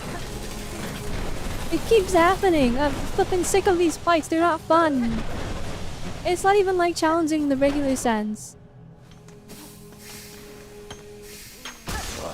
I just have to pray that the flippin' flying guy just doesn't suck. Gosh, we're gonna spawn somebody in the chat that's gonna say just position yourself better.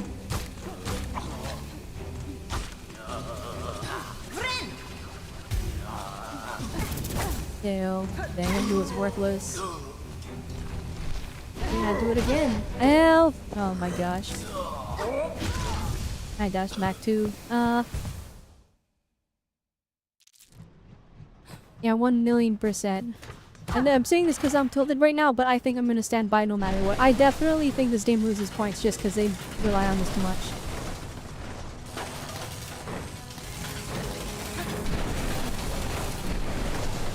There are one too many fights where it's fighting big guy and then they have a flying minion that sucks.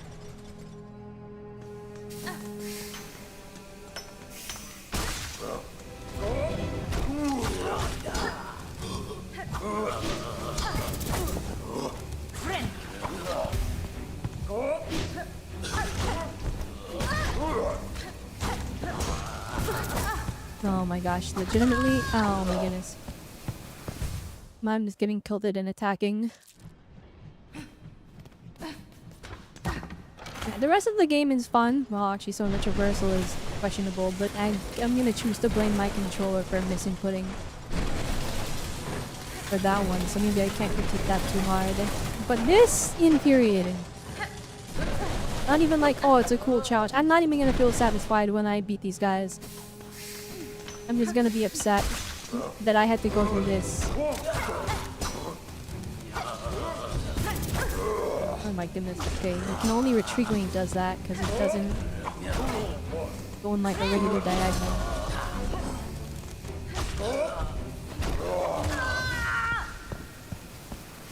And we can maybe use the walls occasionally? The flying guy positioning is annoying.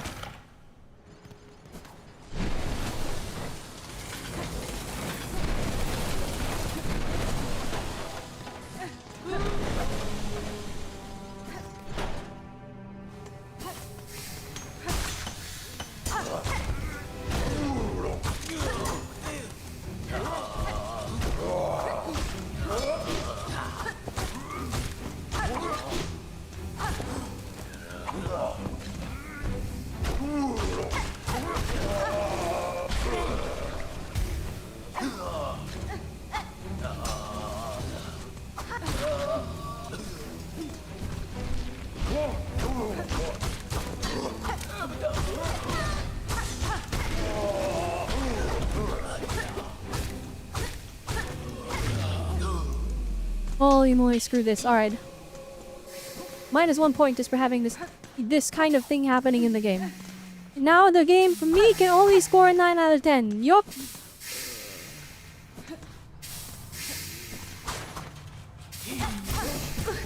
I thought it. You cleaner. Oh shit, I'm gonna die to the cleaner. Why are you built different? What the heck? Ah, there you go. Oh, is there really nothing up here?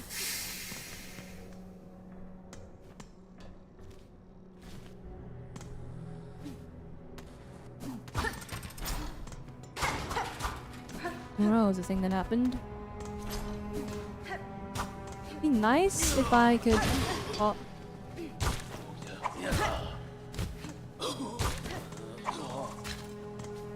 Let me get that back. Oh shoot.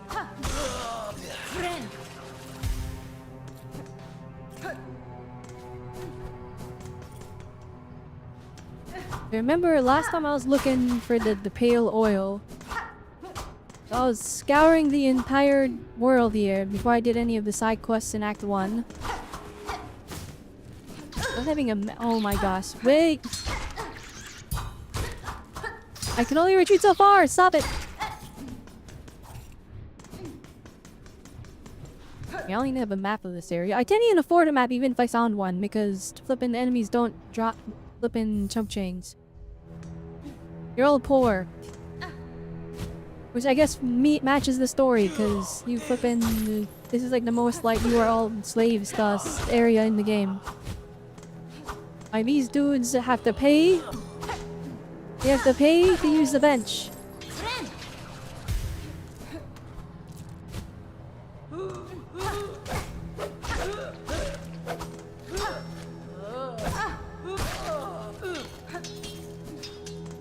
Like they only got like $2.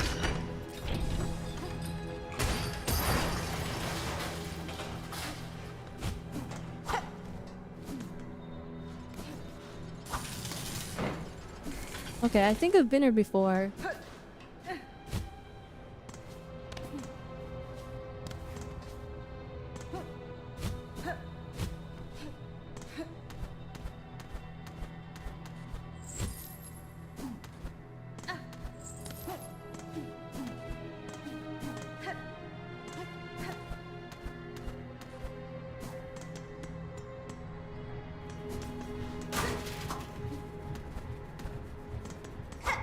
Literally don't know where I'm going. No.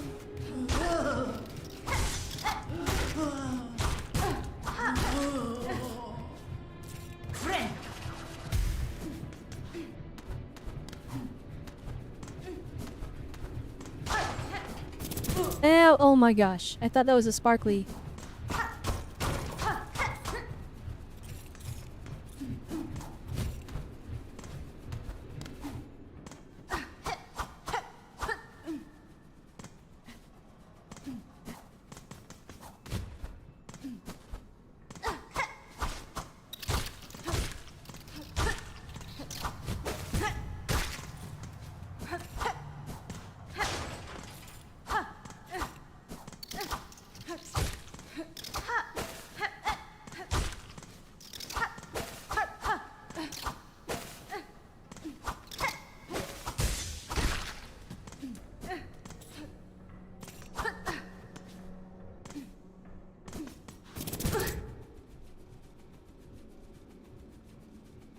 Hello, welcome. I'm sorry, I can't pronounce your name because I have no idea what that says. The person on YouTube. Welcome. Hope you're having a great day.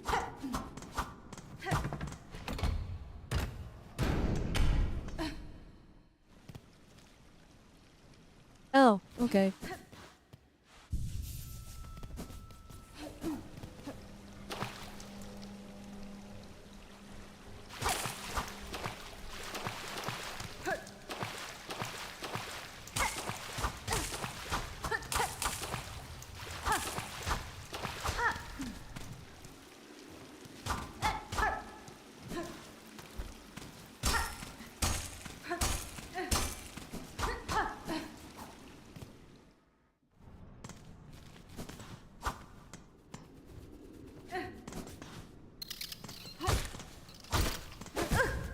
I forgot the enemies would respawn.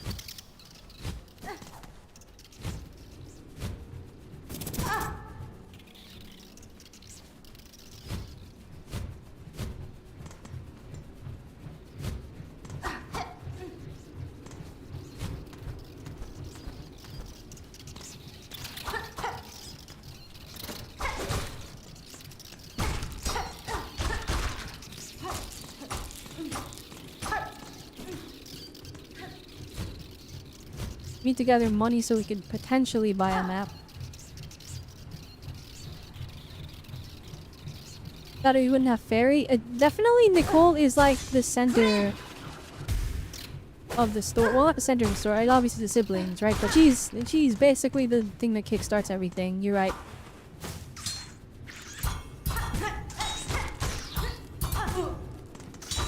No, do not. Oh my gosh. This area sucks.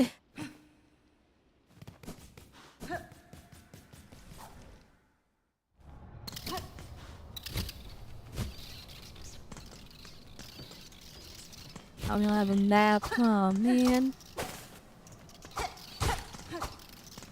And fighting these guys in the dark sucks even more.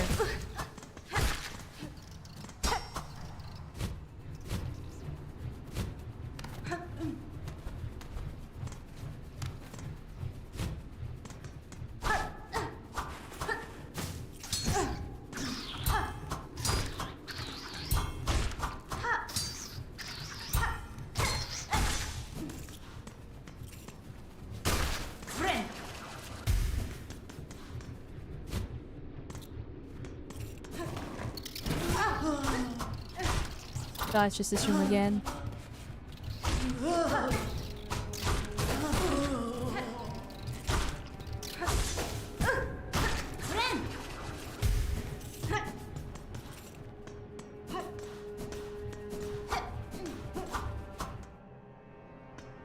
Elmer would have died, Billy would have kept being a hitman, Neko would have been killed in Act 1.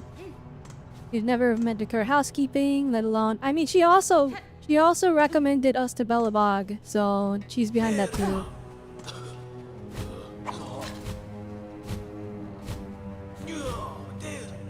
I am really excited for when we inevitably get S-rank the goal. Oh my gosh, wait, they follow you for mad far! Oh my gosh! And I feel like I went through this already. Looking really nice. After a nap of the underworks. Oh my gosh, free map. Well, I was here trying to save my money in case I had to buy it, but I guess it's free.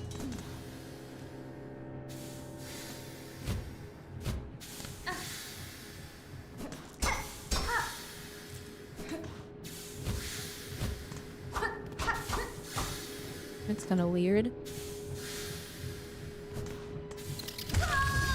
Alright, certified. The attack did not come out fast enough. It didn't press the button quick enough.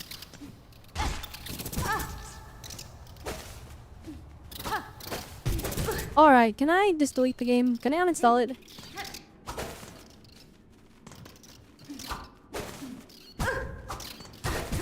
Alright, please don't kill me.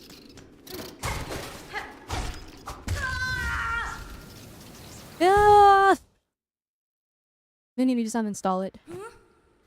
Maybe it's not worth it.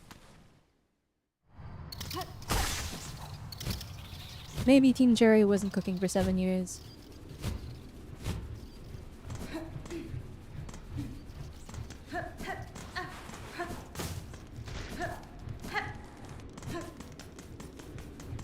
Maybe the real Hollow Knight Silksong was the friends we made along the way.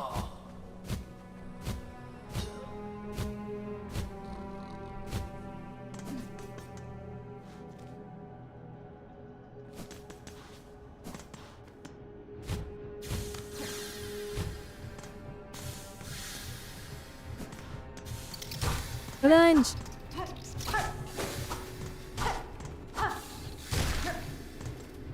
Yeah, I didn't even get my revenge! I went for a bone scroll. I don't even know what this is for. If it's just before it's just an ancient item for that one artifact collector guy, it's just gonna get us money.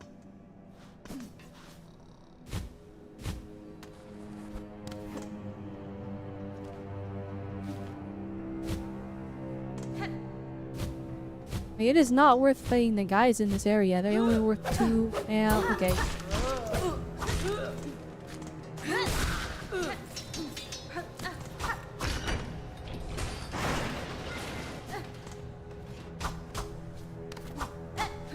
Oh, okay.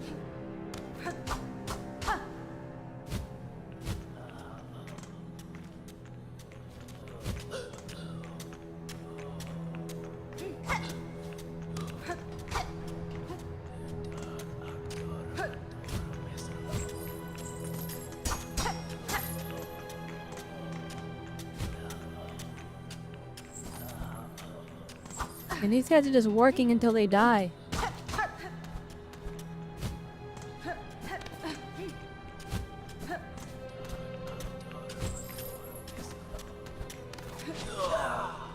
I made a mistake. Now they're gonna come down here and fight me.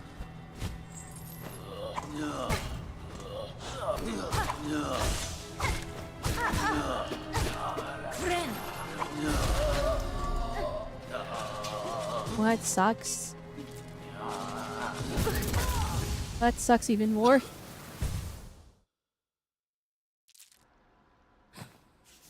If I had more health, exploring would be a bit easier. Because everything kills you in 3 hits in this game. Because everything does 2 damage for no reason. Not everything. There are things that do only 1 damage. There's gotta be like a lamp that makes it easier to see, right? It's a thing.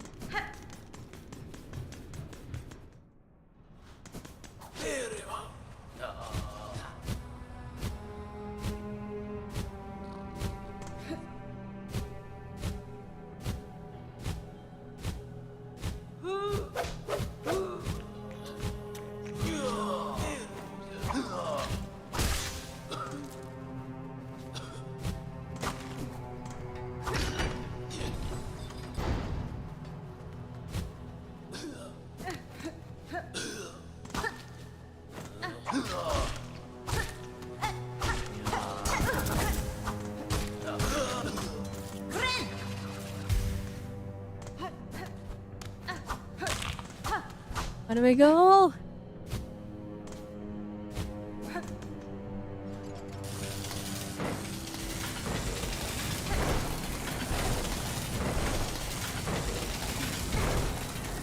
The rock.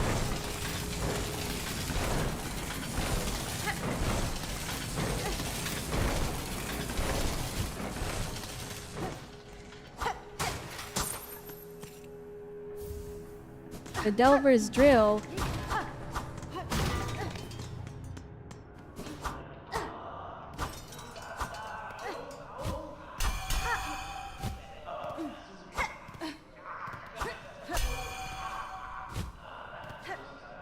We wall jump. No, what is? I see bells. Is the bell way? What did we even get, anyways? So, he's for Boeing in the bond and wrong. Drives the wielder downwards while spinning the drill with destructive force. Oh, it's a whole weapon. Ooh!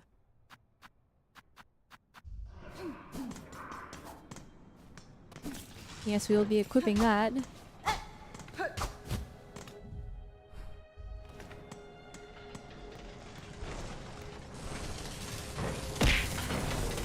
Oh, God, I gotta go through this again.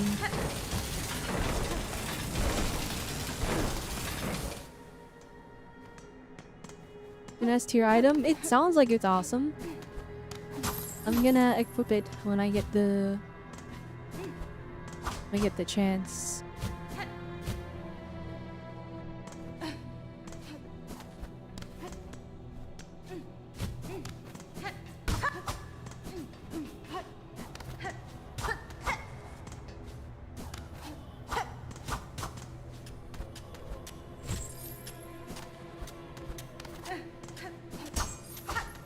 How do we unlock this though? That is the question.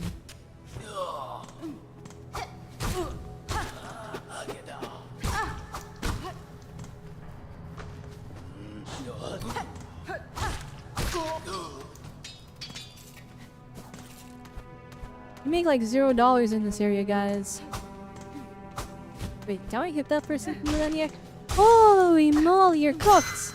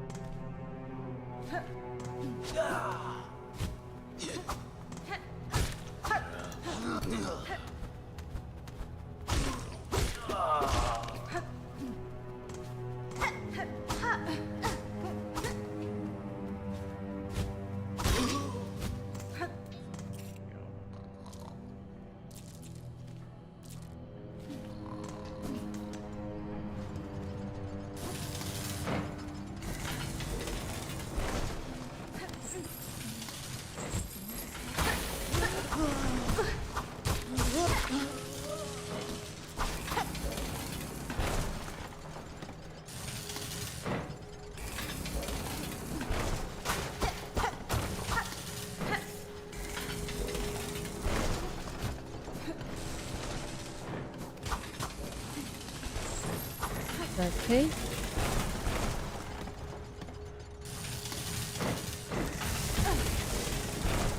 Bruh.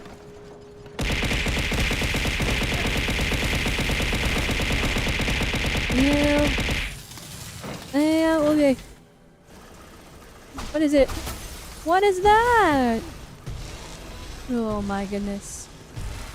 Oh, spider guy, be gone.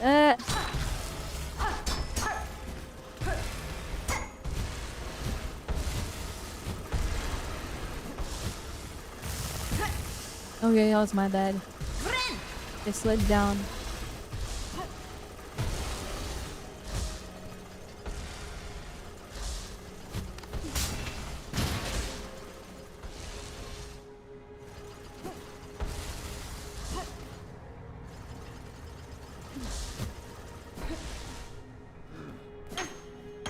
No!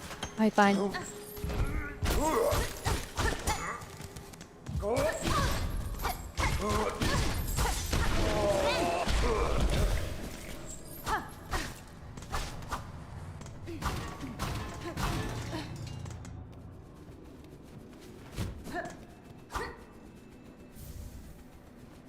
Yeah, all the first shard bundle?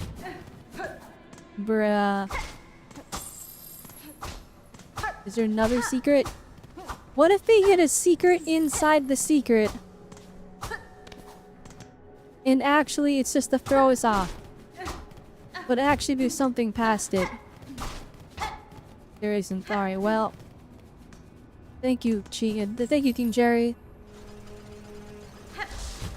Thank you, Jerry. Very cool.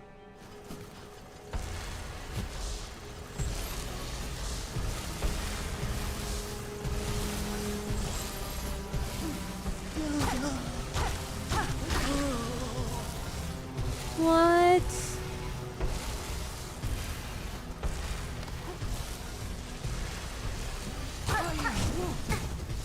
Not the dust guy. Yeah, not the dust guy being able to hit me from over there.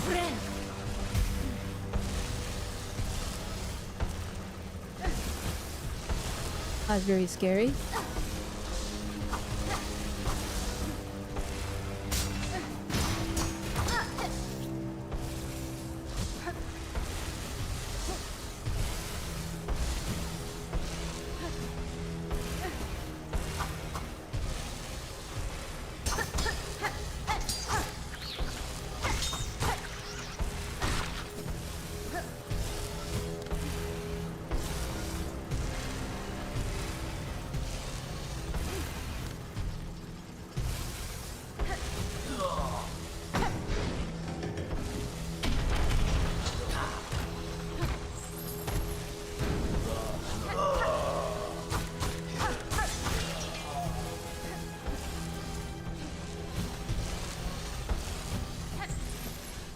Okay.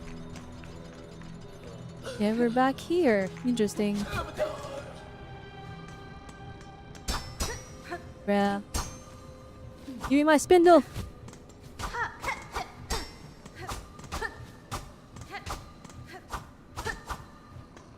Crushes.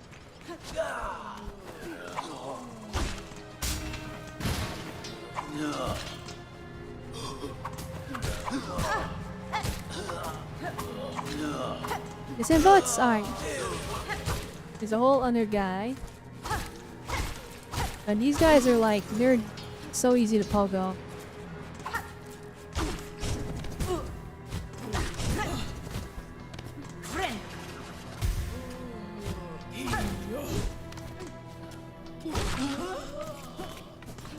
Why am I fighting these guys again? They drop nothing. They just pour.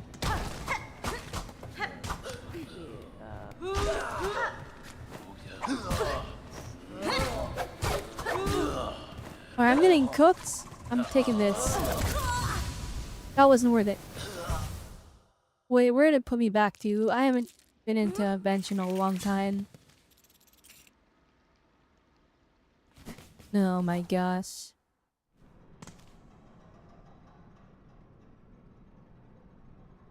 Alright.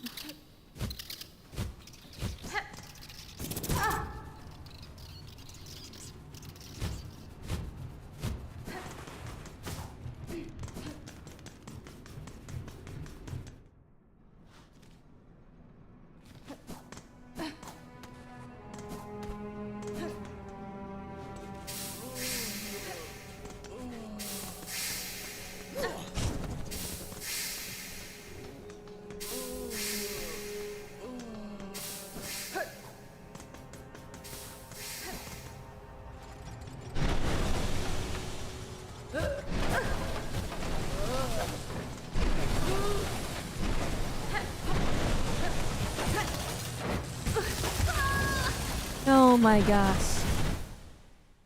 Well, means it doesn't really matter.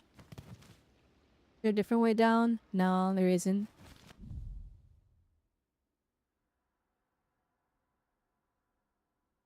Or you could cut through the white ward instead. That one is kind of annoying.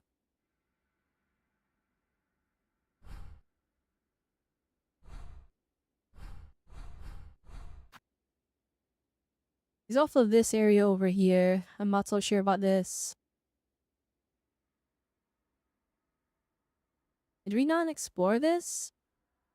I swear we did though. No, we didn't because the door is locked. Okay.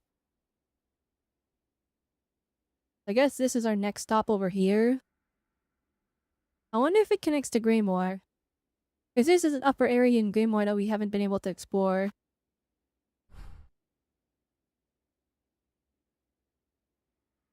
Just we'll have to wait and see.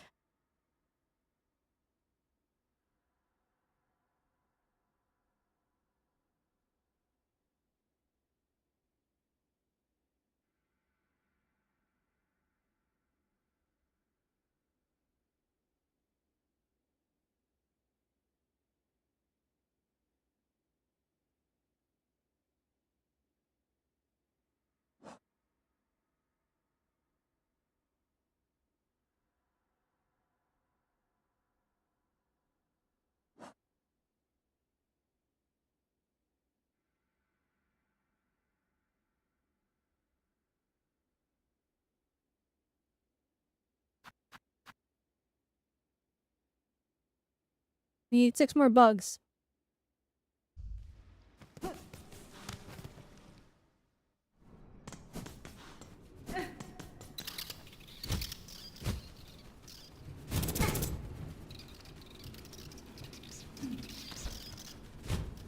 If I said anything about their comment, I missed it. Ow! Oh my gosh. Which comment? If we're talking about like, it would be easier, right? Too. When she gets kidnapped, as she's taking care of weapons she funds since they run her. Yep. Now,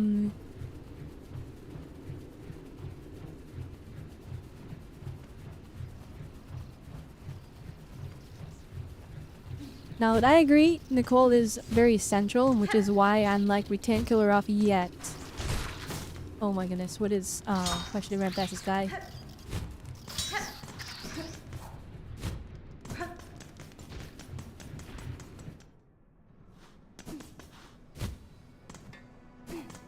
Alright, let's move on over here.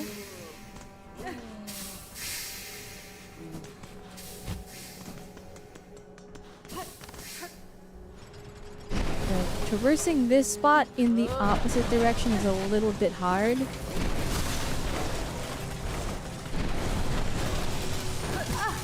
Because of that.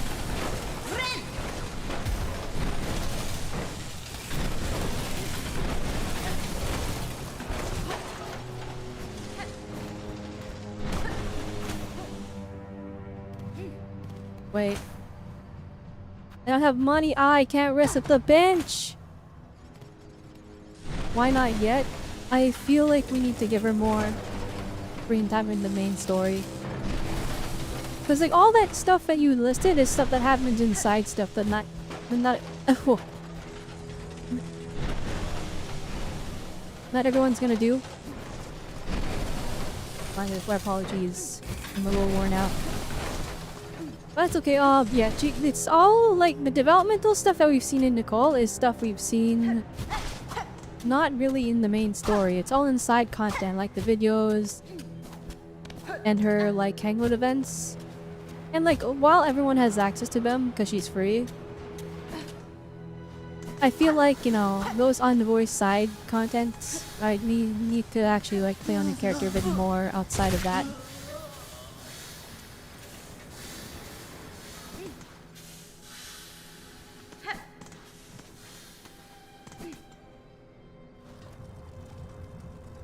Okay, we haven't explored this area fully.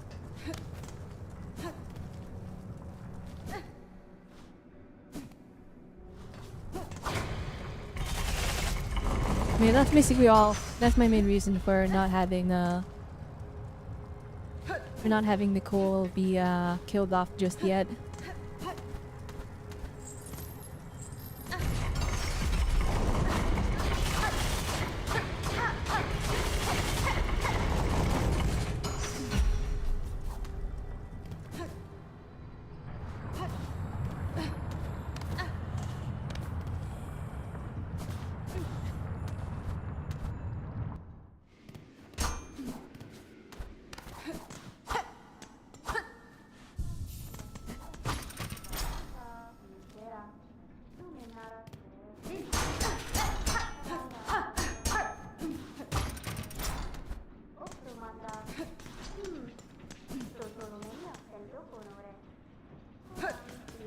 Okay, I got an idea where we are.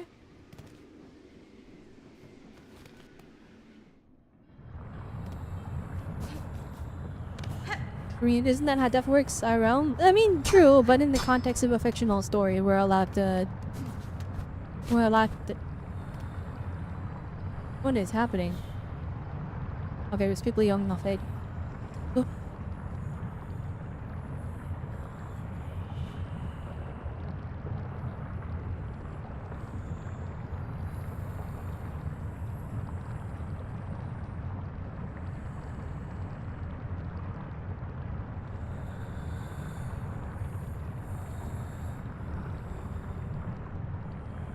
Okay, people were yelling outside. That was very scary.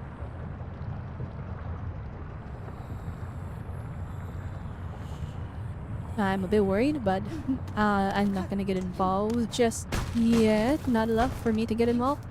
But yeah, no, it's fiction, right? In the same way we get away with not everyone not dying. Alright, we can dramatize the death of a character. And the reason I'm like, not yet, it'll have more impact if we give her screen time before we kill her off. Where the heck did that just take me? Where am I? Yeah, it's just a random hole. Alright, certified. Oh my, Silksong moment.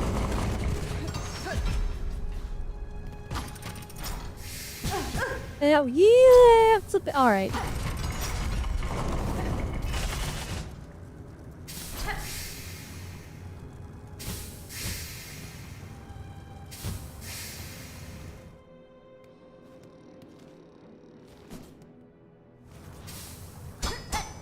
Bruh.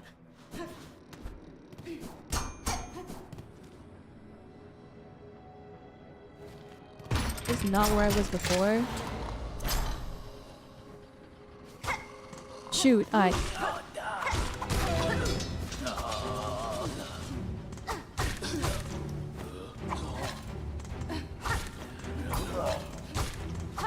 these guys needing like 5 hits to die is like infuriating.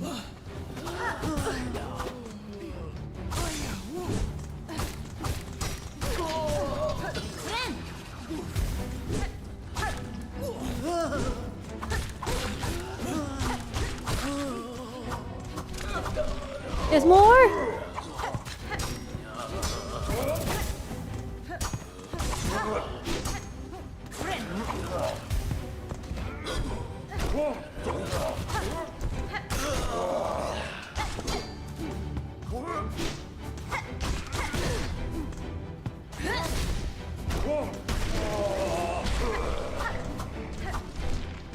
There's more? Oh my gosh.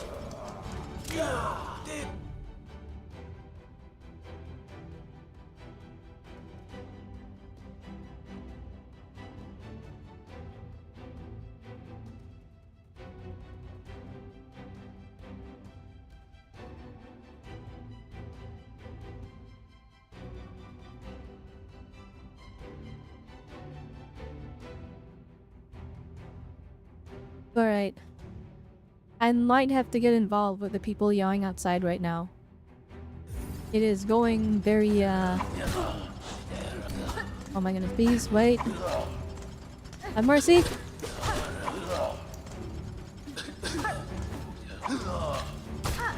There's a lot of- oh my gosh, no.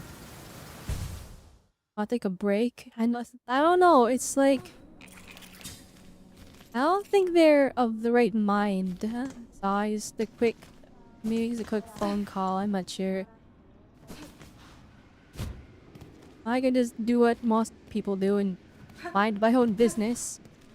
Am I safe? I'm fine. Well, I mean, the people outside are yelling. I don't want them to become... They're saying some very out-of-pocket stuff. And I don't want that on my stream. So I'm like just hoping that the mic does not pick them up.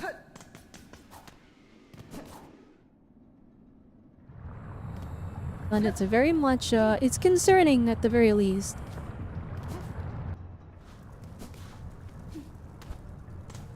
If it does, it's not audible. I mean, I've been muting the mic every single time they start yelling, so... I'm kinda like... I think we're fine, but I'm also like...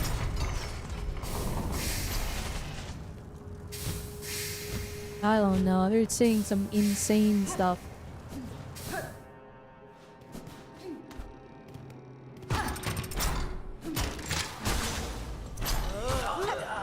What if we I do the whole fight again?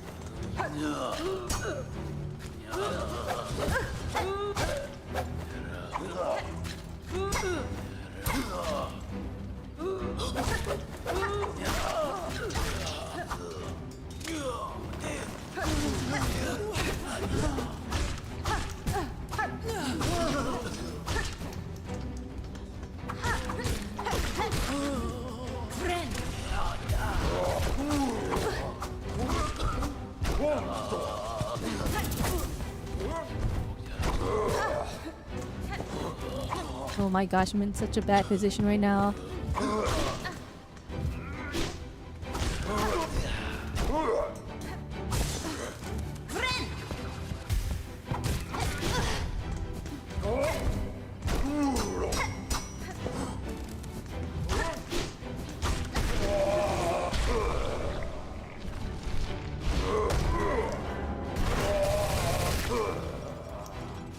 And it spawns a two of flying guys.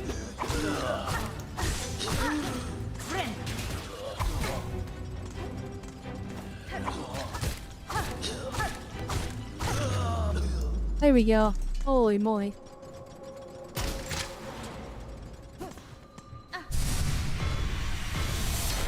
Yeah, Yomer Silk.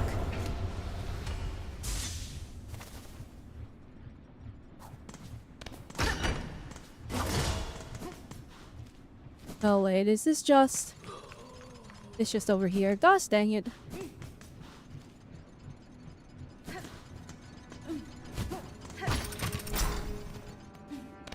Let me out. Let me out!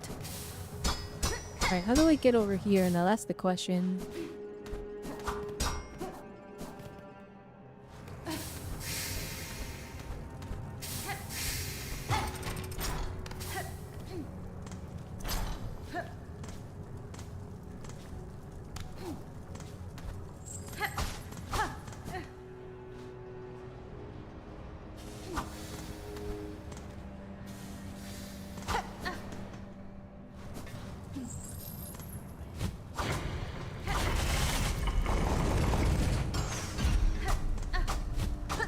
If I just stayed in here, would it close up? You can let me enter the area?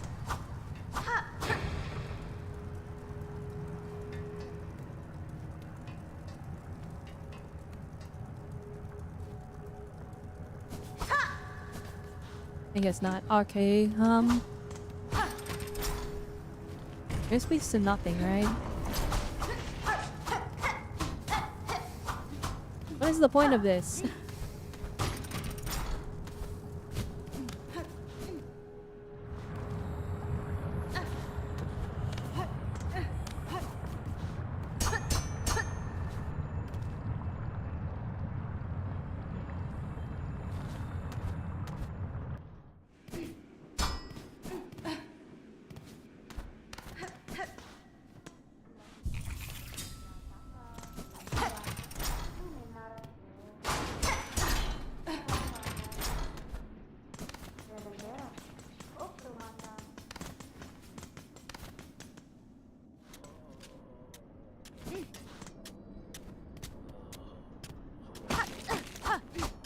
I feel like I've been through here already.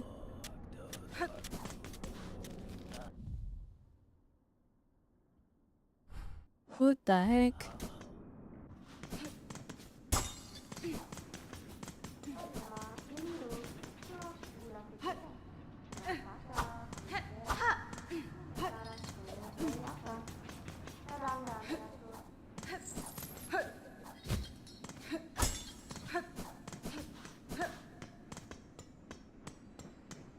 Dang, I'm on my wit's end here. I don't know where to go.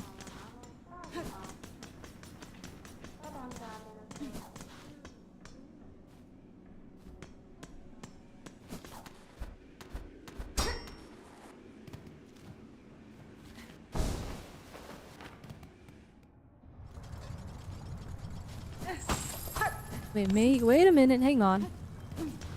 Oh, there we go, we're good. Run the okay, never mind. We know what's up.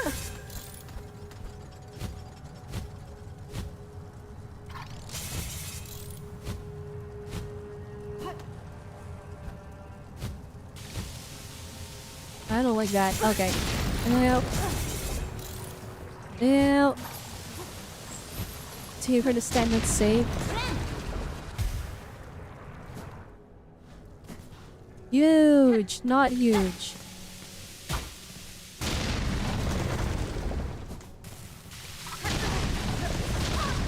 Oh my gosh, I'm dead. Ah! The answer was to go up and then down.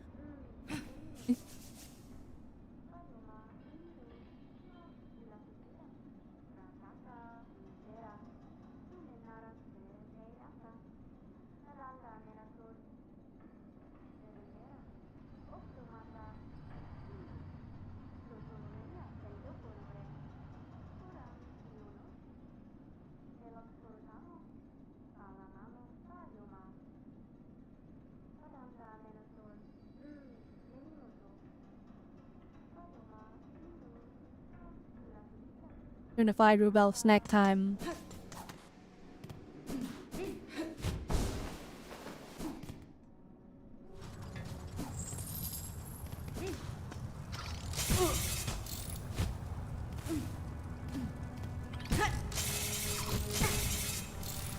Okay, then we don't.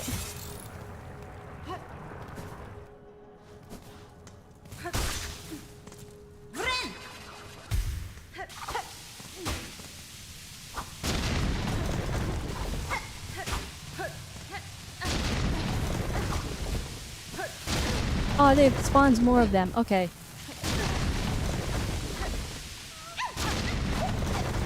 Yeah, it was just a flea. No way! Alright.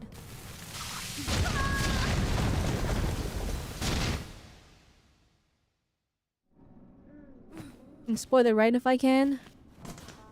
I can figure out how to get over there.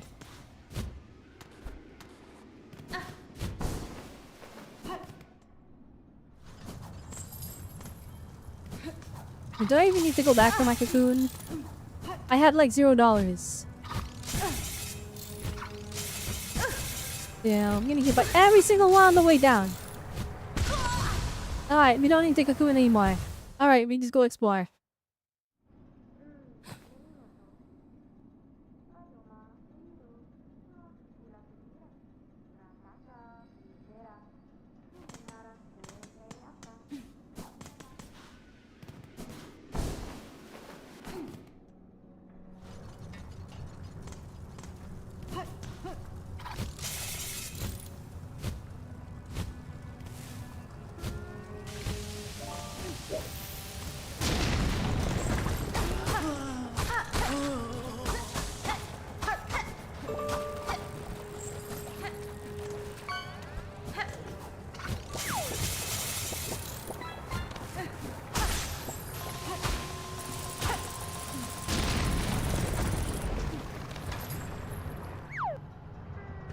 Holy turtle.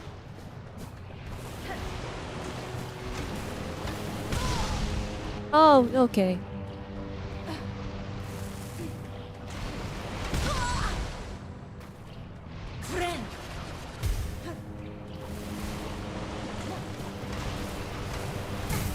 Oh shoot, okay.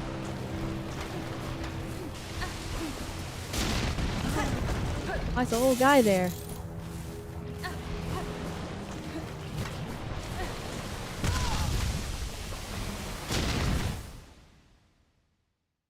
Okay, very epic. Let's go back.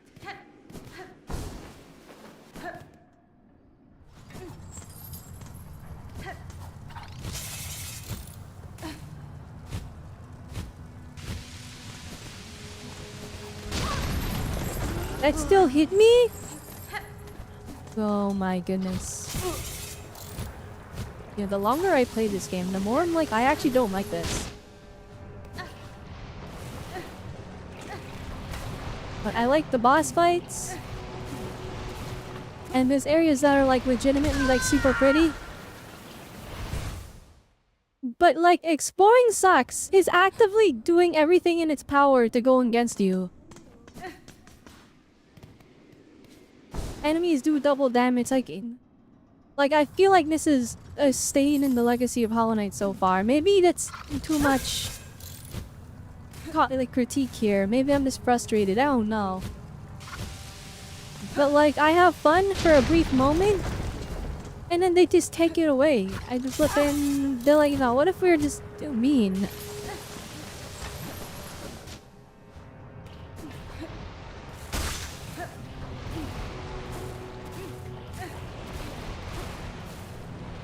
Oh my gosh, you messed up the timing.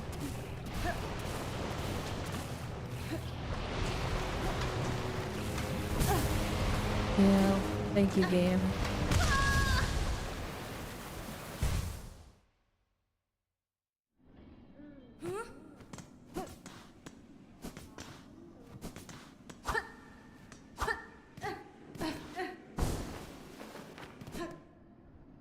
Have you ever heard of the reason why most bands never continue their work even though they like their old stuff? Well, I imagine... Right, everyone has a different answer. Maybe there's one that's more picked than the others.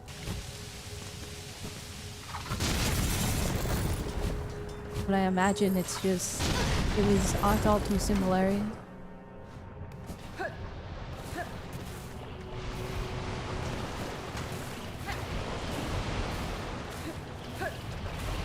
Most universal answer?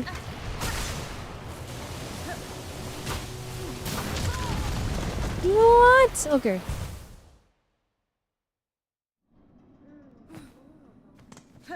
Well, I imagine they just got bored of making the same thing, right? I feel like that makes the most sense.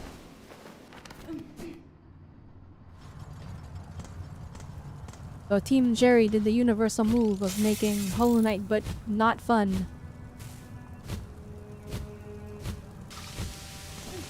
I don't know, maybe the game gets phenomenal later, I don't know. Flippin', all I know is so far, like 80% of the time, anytime I have to do traversal, there's like enemy placement and environmental obstacles that are like, yeah, what if it just sucks and there's no fun to be had?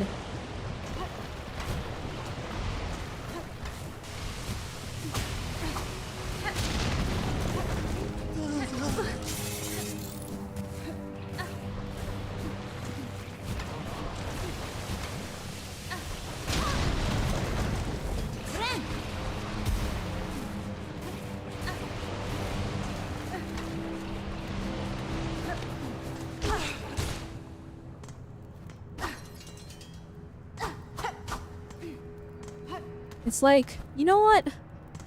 Maybe we can compare it to like Kaizo Mario. Maybe it's like that's what they're going for, right? It's like the difficulty is fun.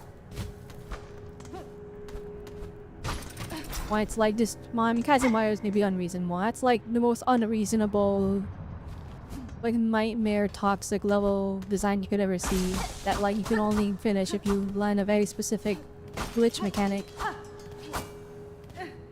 So maybe that's not a fair comparison at all. Cause like I enjoy the difficulty, but like in a Metroidvania, it's like weird. Cause it's like, you know, part of the fun of Metroidvanias is you're making progress, just exploring. But here it's like it feels like you're not really making progress. If you keep dying and getting sent back.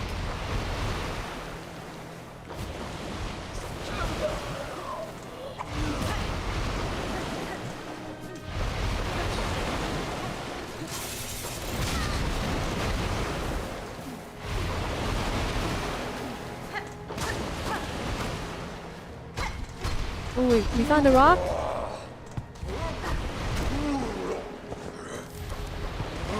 Certified craft metal moment.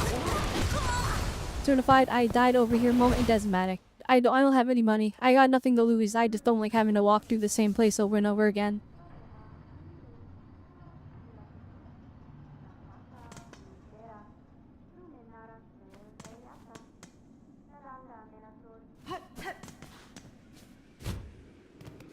It's a good key in the backtracking. Except I'm not backtracking to an area to find new stuff. I'm backtracking to get back to where I was because I died.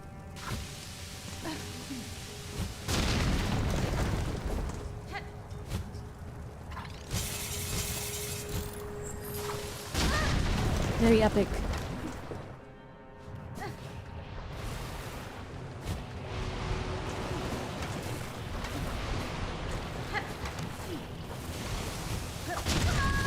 Oh my gosh, I'm missing part.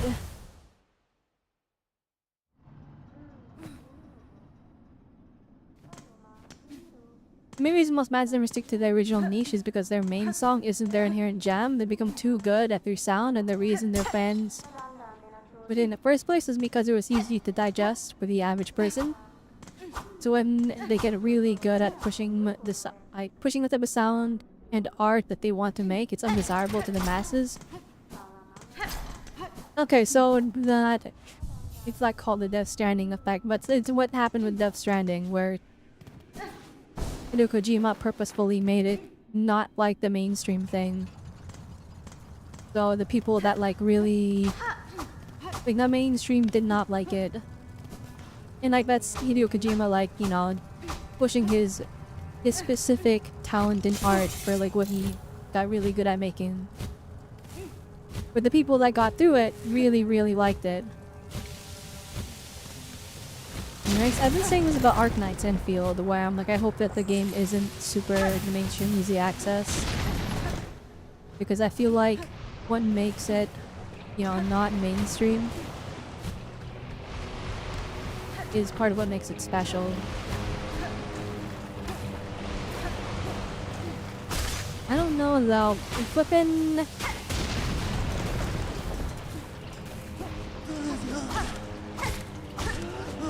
Oh my goodness. Alright.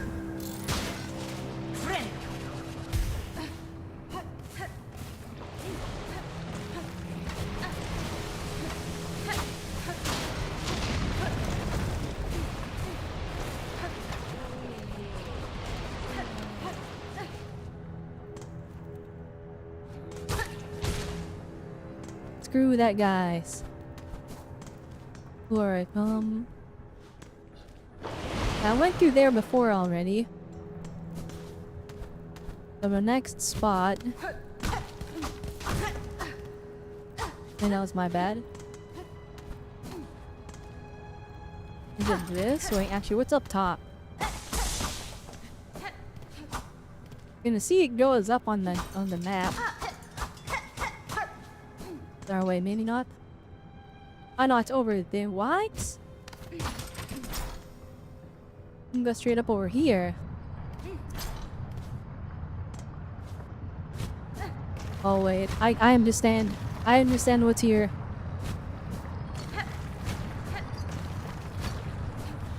Alright, those rings, I'm like, those are grappling points because I can't balance off of them. So this is the grappling hook, right? Not of distant land, the we who remain have waited long by an instinct for yours. You claim the future of our haunted kingdom.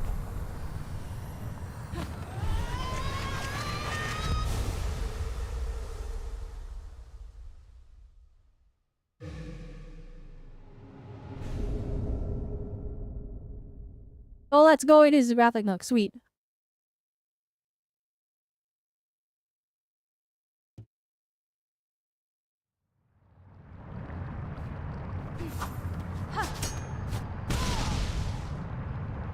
immediately does something to take damage.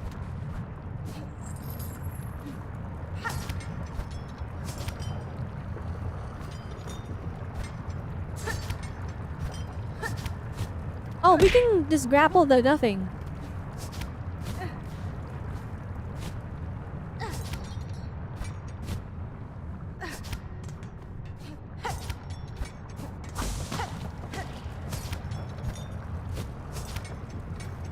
I can grapple with these guys.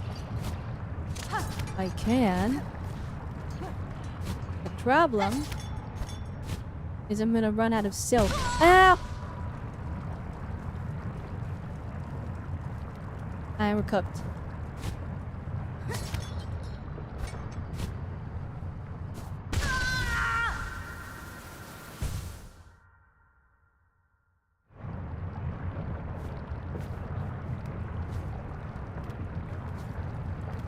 How am I supposed to get back? I have no silk!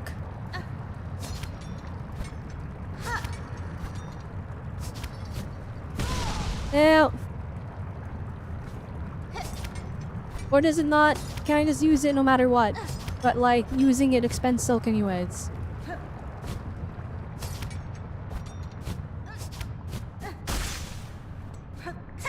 Well, actually, dying was the move.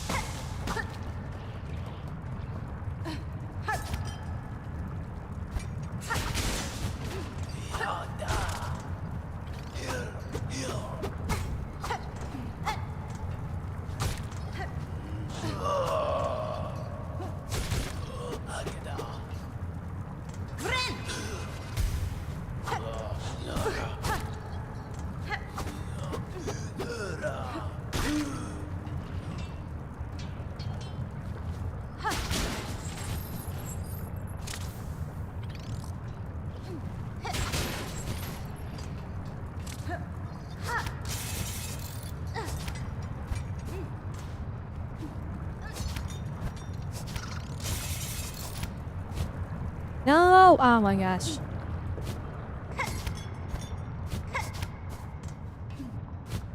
You can close like really large distances with this though. It literally just didn't come out that time. I'm about to fucking lose it.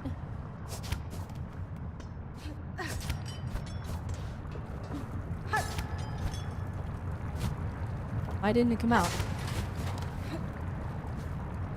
Can you not use it again after... Wait, what? Alright, maybe I have to wait for the silk to replenish.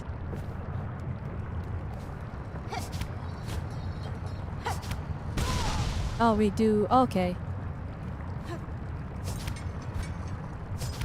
Unified resource management moment.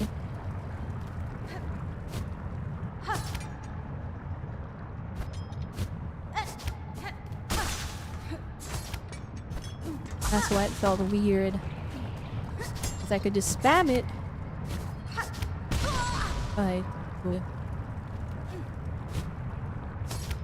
When I had silk, but now that I don't have silk, I have to wait for it to refill.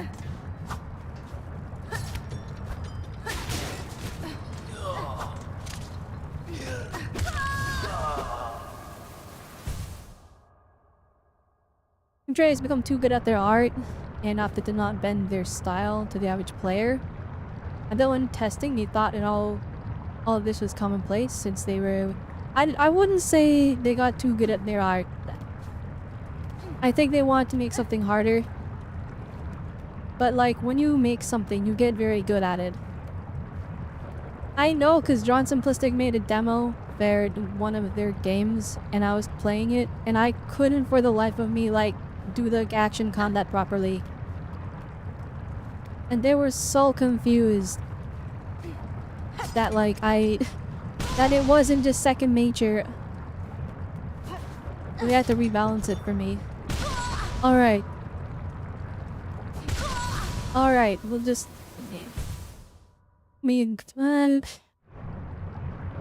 Alright, there. Now we have silk.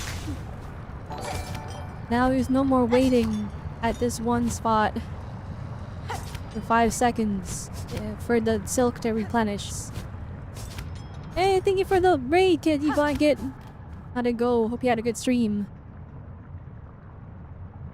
I don't know. I think a very well possibility is Team Cherry is used to playing their game and they didn't realize it was this hard, and that's why they had to nerf the enemies a couple times. But you can't exactly nerf the environment. This is a game that's meant to be hard, but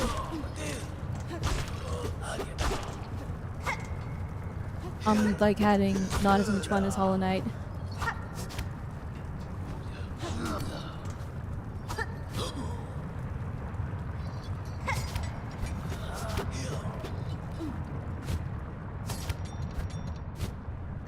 Get hard time on this segment too. I'm having a hard time with the whole game. Hell, please.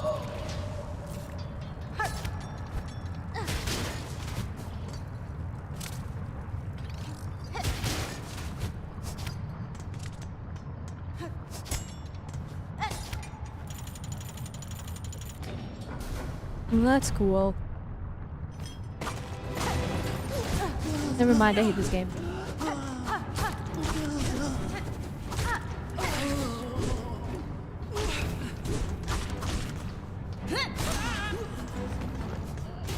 No, my— No! Go back!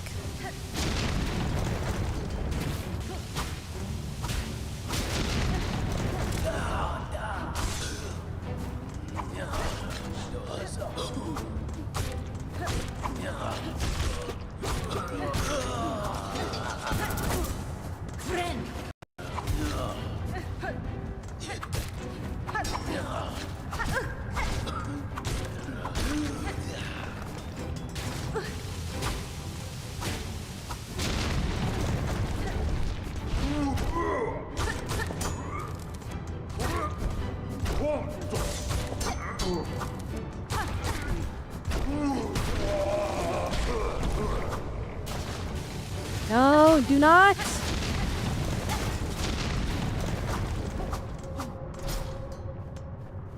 Okay. I'm free!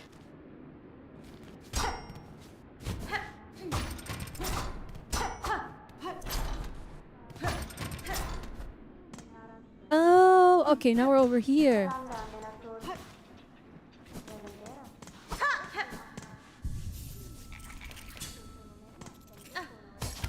Hey, welcome raiders, I'm Robelle Autonomy, I'm Robelle Vtuber. I stream a variety of games. Today we're streaming a haunted Silksong. There's a whole guy here. The 12th Architect. Master, you seen the lone maker left in the Citadel. Are you my enemy? The other constructs of this place aggressively. Or place object aggressively to my presence. Oh, Gred, I am the maker. Yes, the enemy. No, I am an architect, only an architect. To build and automate is not choice, it is our nature. Directive KDDKH.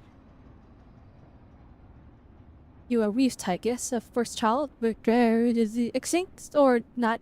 That's so seem. You see it true, master. My bred the lineage of weavers, along with other strands equally strange. Then on your request, Bug Red, as directive demands for volumes worth children, and our kingdom eternal, I shall serve, I shall cook and craft. Oh, sick. I have $0.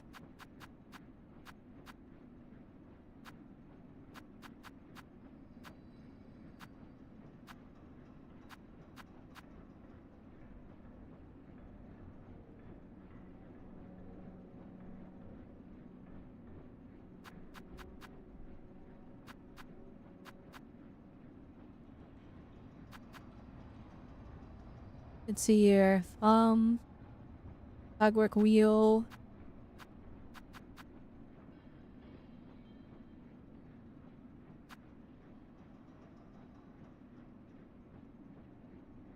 Hidden weapon, scuttle brace, flexible shell prosthetic. But it had to weave types flexibility, allowing invasive options. Alright, chat, which one do you think is cool? As a by all needs, I have no idea what he's talking about.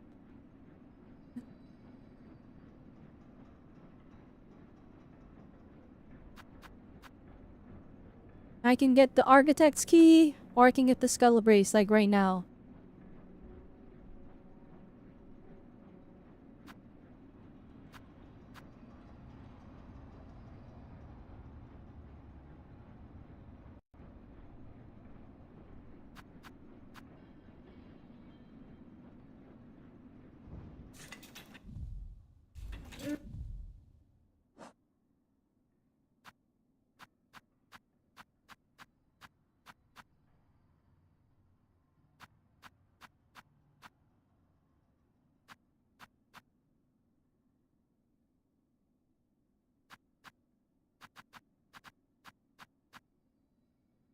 Right now, no room for, Now, I used to have the warding bell. We could replace that. Buenera. Hasos volumenya. They're all good? Oh, man. Modelo endume. Alright. Well, I don't think I can afford... Oh, maybe we can afford the Sawtooth Circlet. Maybe? Let's see here. I have... Oh, wait. We have a lot more money than I thought. I was unaware.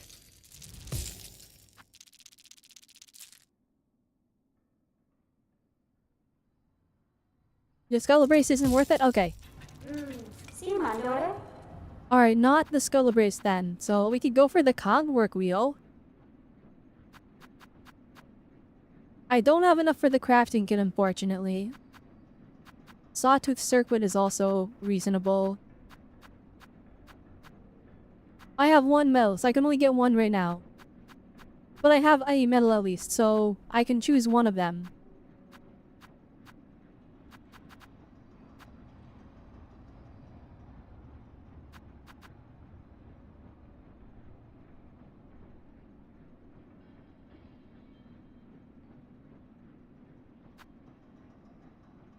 The Sawtooth Circle looks interesting, but this is more expensive. So it makes me think that, like, it's gonna have... Is gonna be, like, stronger. It is, however... Yeah, it is a tool. I mean, we have an extra equip slot.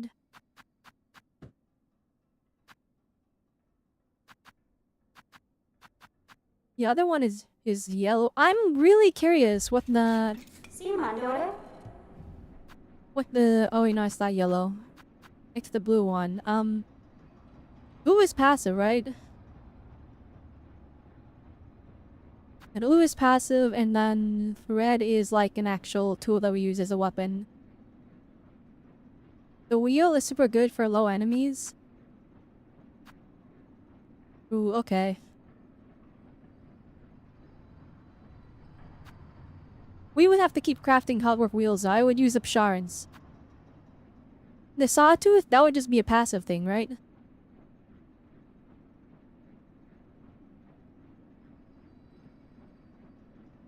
The side toss that keeps hitting until it breaks. Oh, that sounds really good.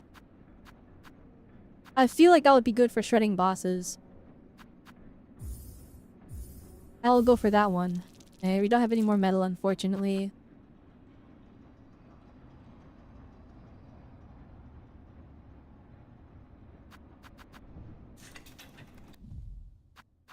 Then we need to find a bench.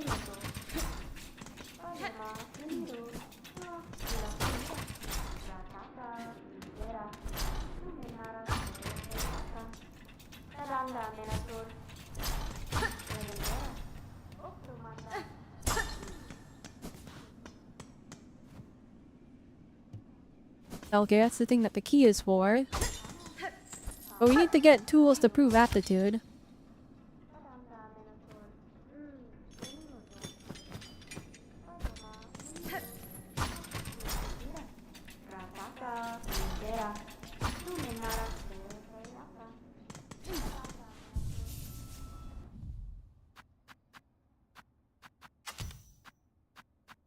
Oh, it's not unlocked. Well, let's see how this looks. Well, that's nice. You only get 6 of them. I imagine it's decent against bosses. Noodle, I presume. I don't know. But we're gonna use that. That thing, that looks really useful.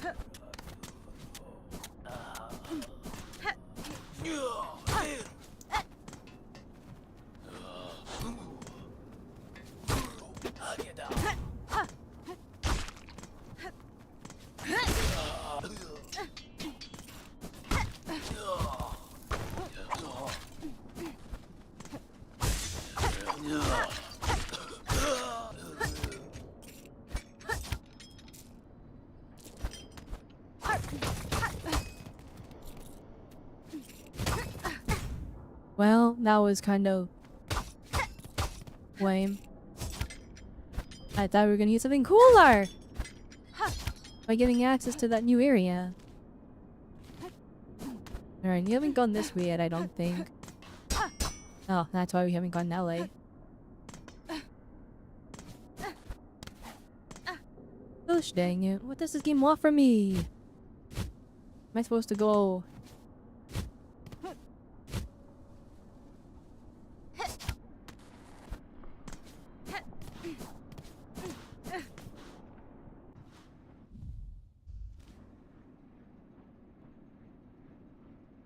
Alright, so this area is basically explored.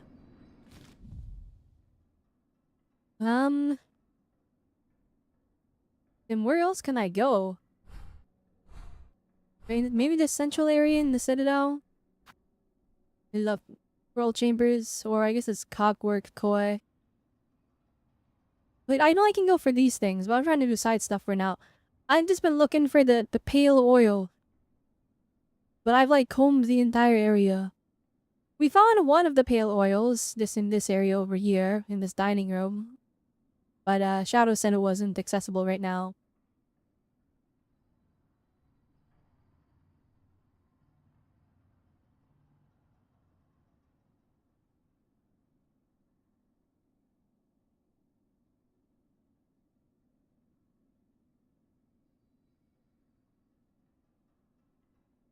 Alright, let me see here.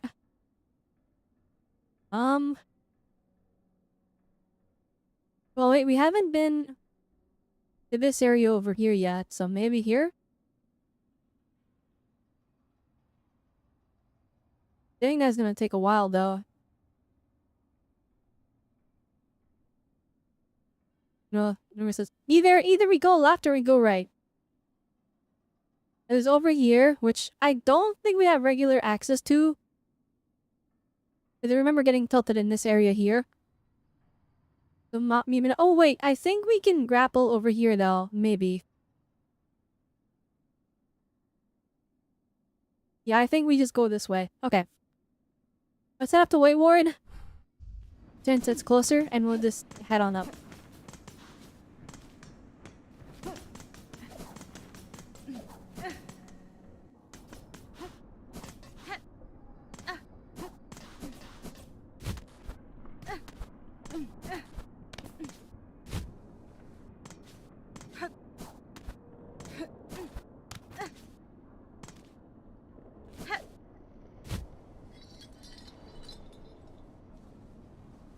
The sound design of this game I think is flippin' fantastic, though. We just walked by the chain thing and it sounded so real.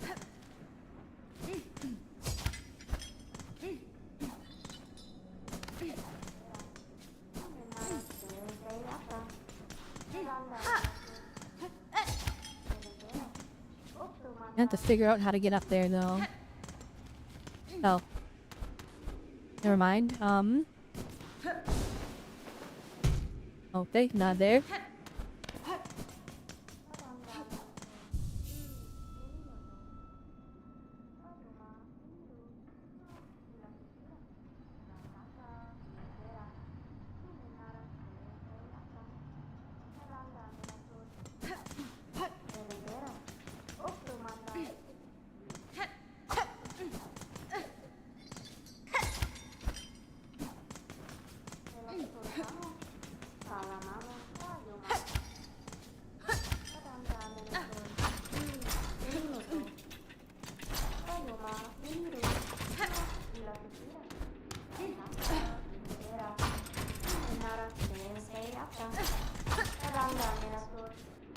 I like the noises that guy's making. I don't know why. They're just satisfying.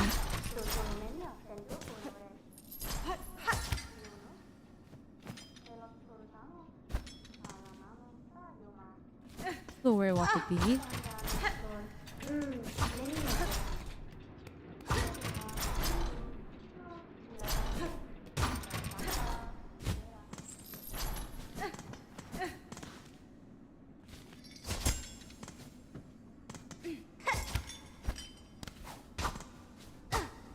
Oh, can we not go up here? Oh, shoot. Okay.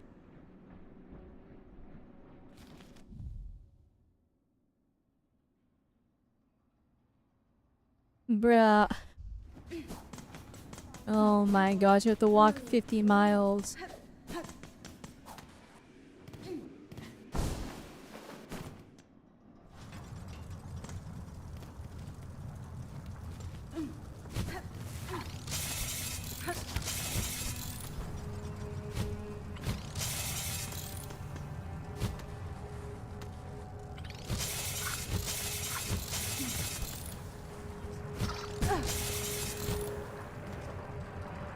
Doesn't lead anywhere.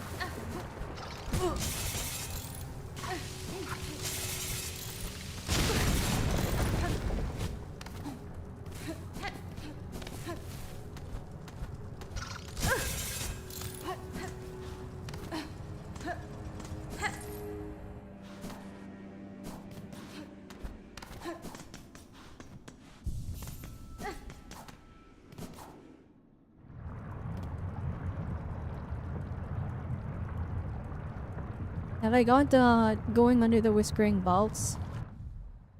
No. Whatever that is. Hell no. What are you talking about? It's a step, show it. Okay, and I would be in Act 2, right?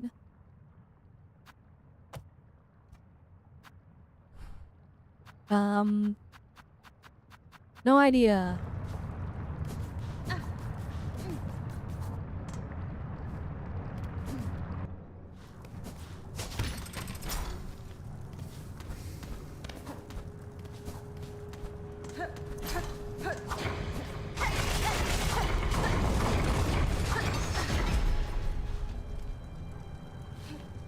Alright, so we just gotta run across this entire space. Oh gosh, flipping traversing this area sucks.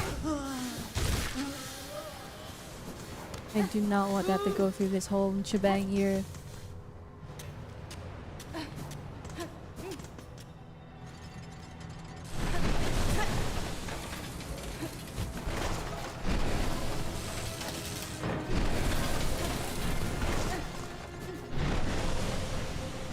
Do I have money that I can use the bench?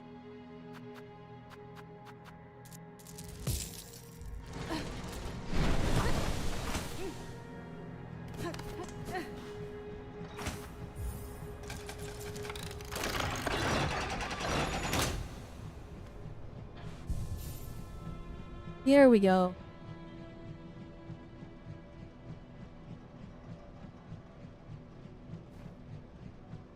When I got to the very top right of the underworld set, enter the new area. Right, so I went over here and the door was locked. So the plan right now is I have to go all the way around here because I wanted to go up here and go through White Ward, but this is locked too. I have to go around all the way around here and either I check out to see if we can go over here. And then the plan was to go this way and then go all the way over here and then see if we can enter this area over here. That was my plan. This isn't locked. If I go there and it's locked, Shadow Dupless. I swear, if I go there and it's locked.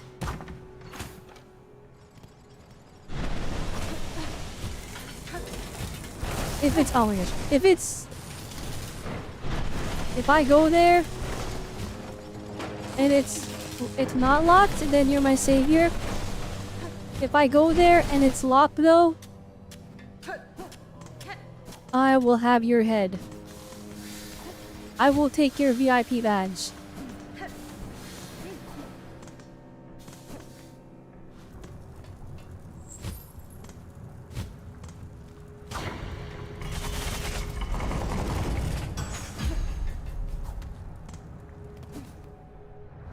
Now we're gonna go back to Saldupo's side that's not locked over there.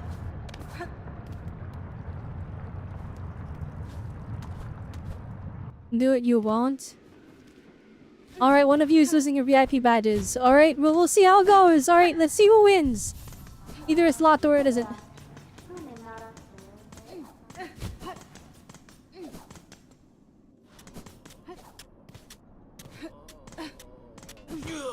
And you guys are rich enough to just buy another VIP badge though, right?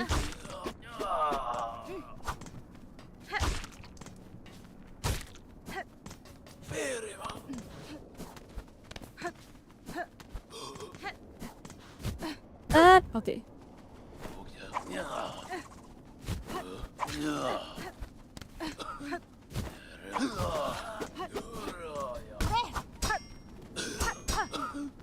Guys!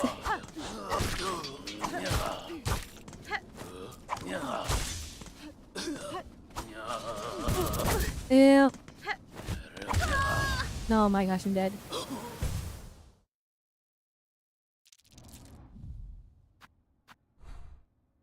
Was that not locked?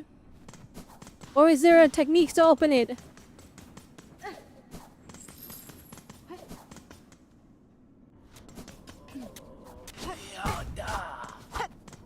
I have to play a song? Is that- wait, it doesn't look like the same kind of door, does it? Wait. Alright, can I flipping need this pale oil like now, because the enemies don't die fast enough. It's like actively unfine. And it's not like rewarding either to fight them! Alright. Baby.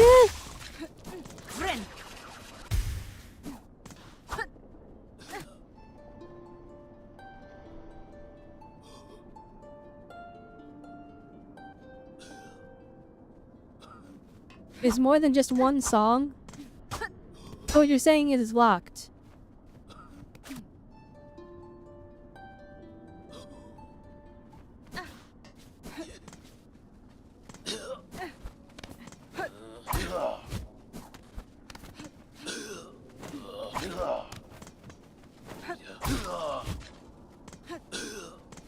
I'm seeing red. I need to kill this guy.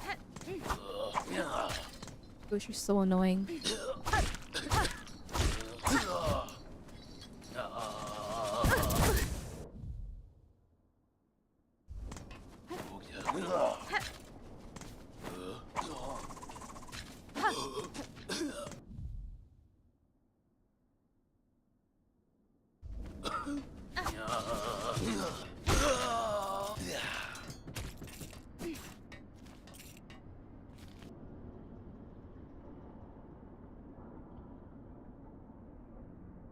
Must have skipped an area. Oh my gosh. 12. Okay. Metroidvania moment, I guess.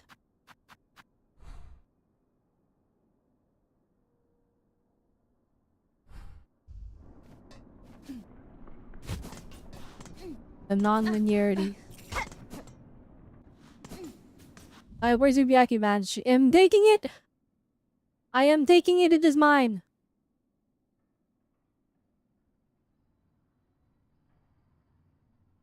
I wish I could play like funny music, but I literally can't because the flippin' I just have the Switch hooked up right now, and so normally I play the music through the computer.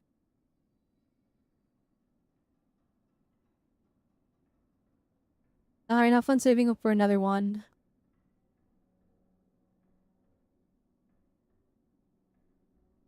I'm gonna take it away in sound because it's gonna redeem it instantly.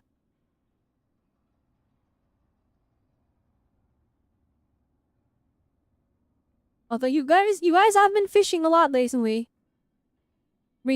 Oh my goodness, I can't even speak.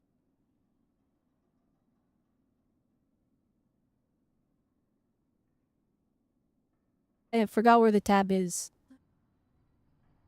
Right here, your community, your roles. Here we go. Alright, give it to me. Where is it? Damn, we have a lot of VIPs. I'm gonna have to take away the VIPs from some of the people that I don't see in chat very often anymore. Because you have a limited amount of them. How many VIPs can I assign though?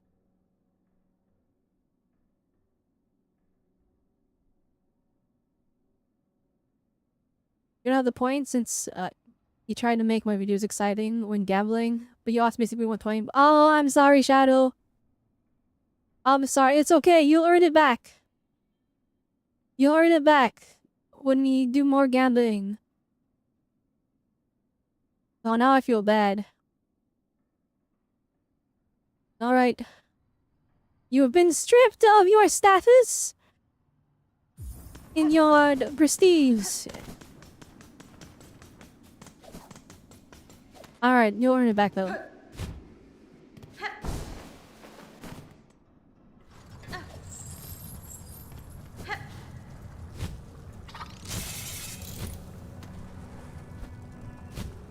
How's it going again? I flippin' forgot.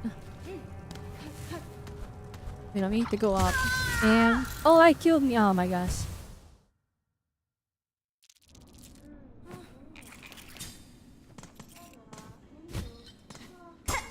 You didn't get prestige for last stream, so please give it to Shadow.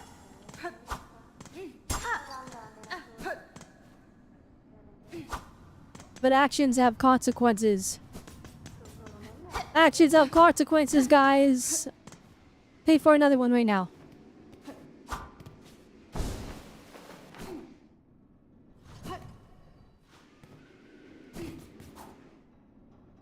Did good, you're right. I need to get better at this game. I'm getting cooked by everything. As long as you don't refresh, it will show forever.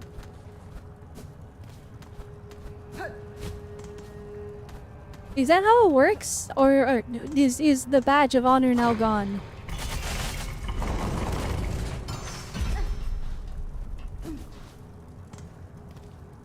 And you gotta run across the entire flippin' map. Alright, apparently I missed the song too, so I have to find that. I have to find that. I've been scouring this entire citadel. Like, chat, I did literally all of this and all of that, like, yesterday. I did all of the white ward. I feel like I found, like, nothing. I got the grappling hook. That's the only upgrade. Alright, some silk. Extra silk. Spools. It'll be like Christmas when you get it back. That's a lot. That's okay. Once the new year hits, I'll be streaming a lot again. You'll be able to generate points super fast. Or if you just win a gamba.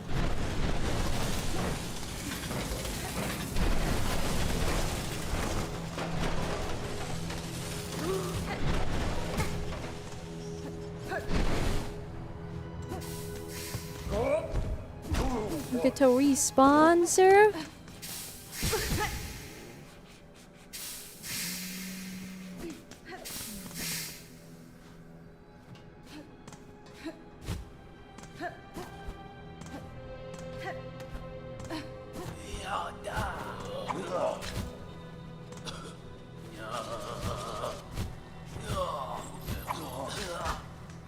Oh my gosh, wait a minute. I hate these guys so much.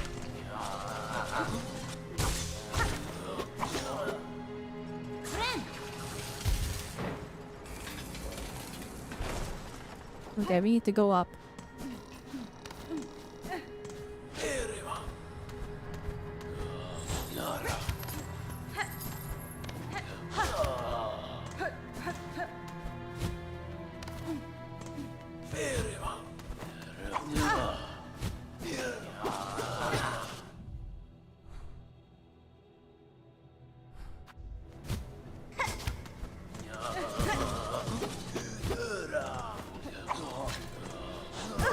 Oh my gosh, please!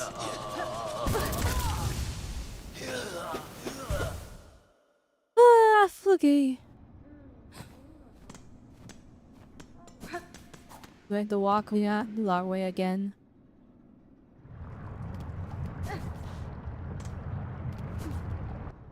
I love this game.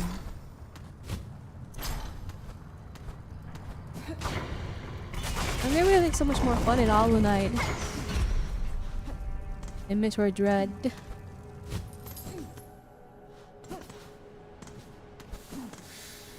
Maybe just because they were easier. But it's like, it feels so punishing when you die in this one.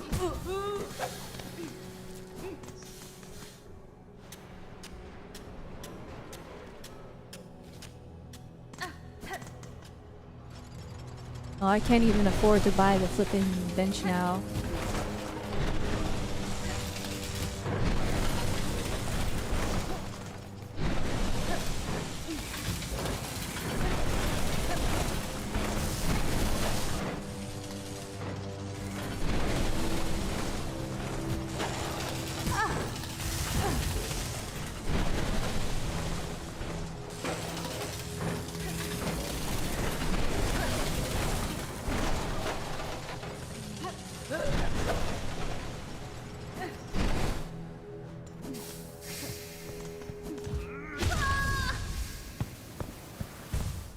Enough! No. I'm being quiet because I'm focusing and I'm still just dying from the flipping random things.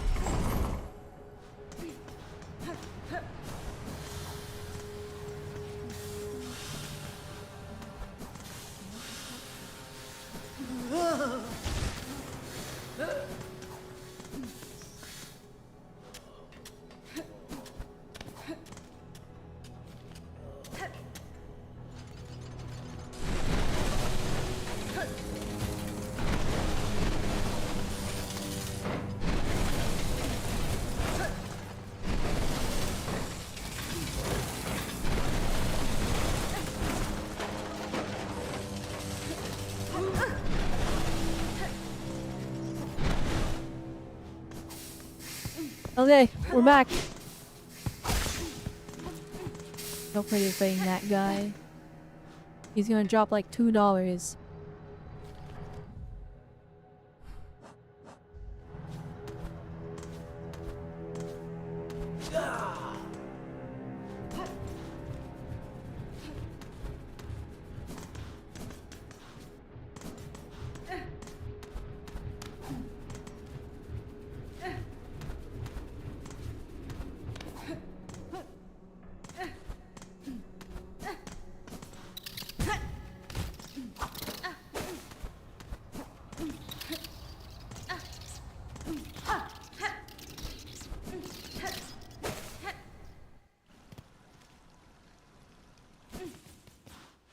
Oh my gosh, okay. We need to cross this entire area.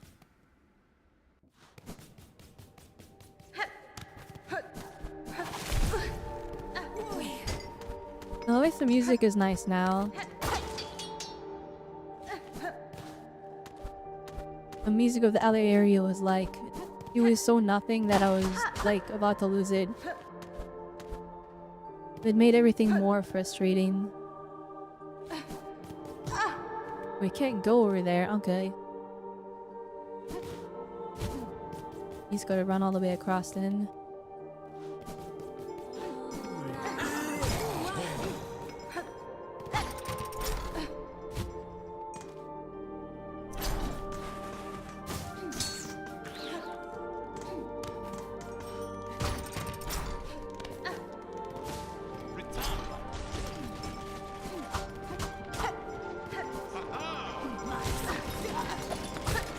Oh my gosh, the guy is here.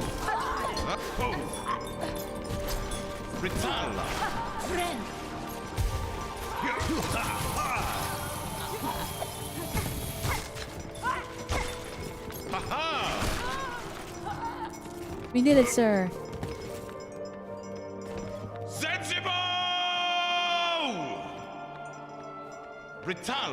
Oh, sister, a grand victory achieved again. The haunted might of this place cannot stand against our pure hearts. Leave us our noble hunt, sister, and a citadel twisted bogs so infest these gilded halls. Many are their numbers, but we shall see their lives threads severed. Alright, thank you, Gorman and Zaza.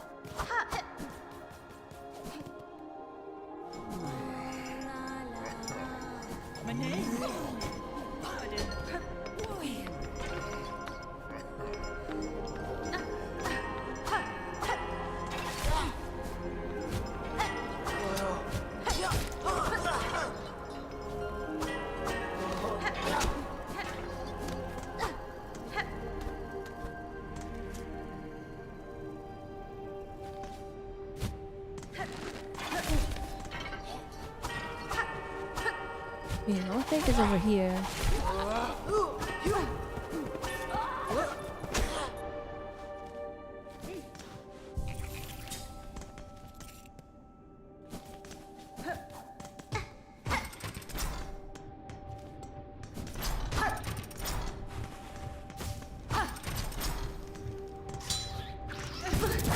Now.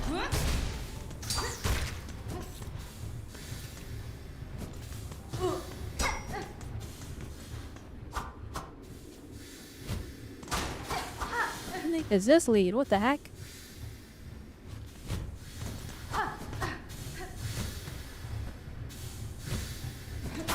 Wait, no, this looks familiar. I feel like we've been here before. Now. Okay, this leads to this spot. Oh, are you serious? The ceiling?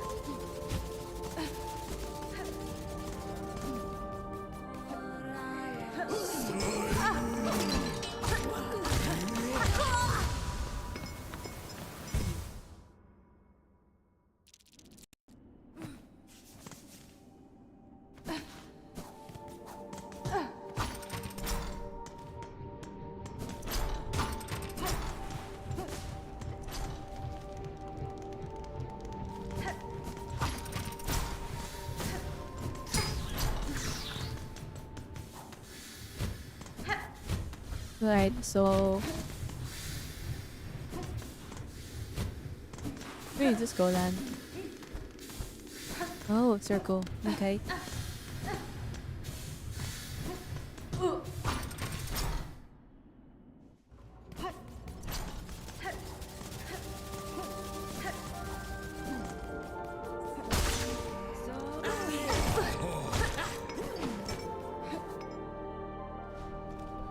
I guess those guys are actually worth fighting.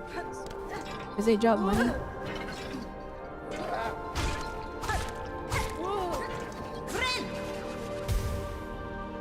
They're not a small amount either.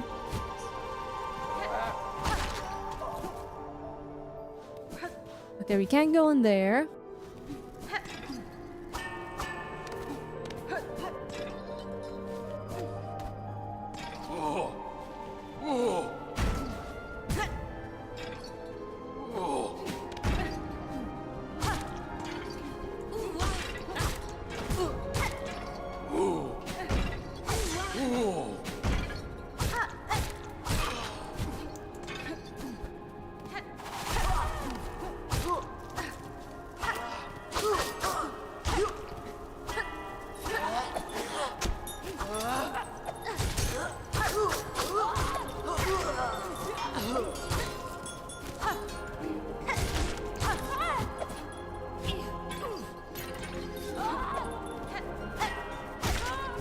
Okay.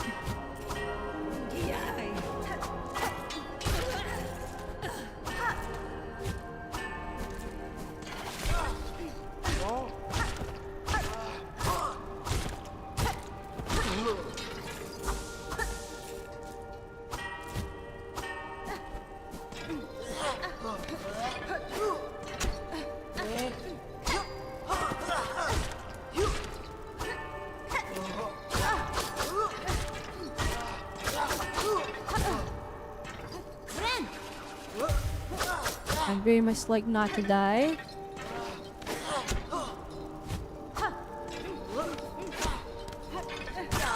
It's like exhausting fighting these guys. Alright, you gotta go up, I guess.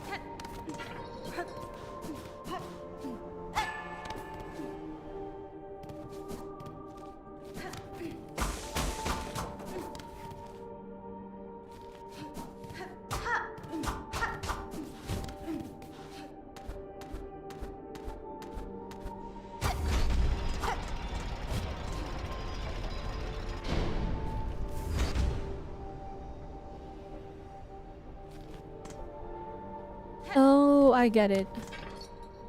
We have to come in from over here and then walk across. Okay.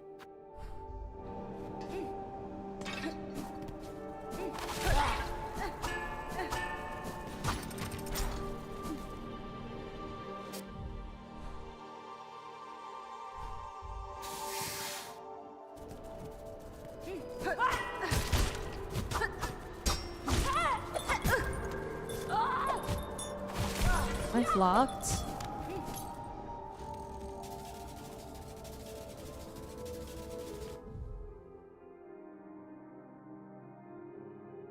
Oh no, we can't go up to go over there.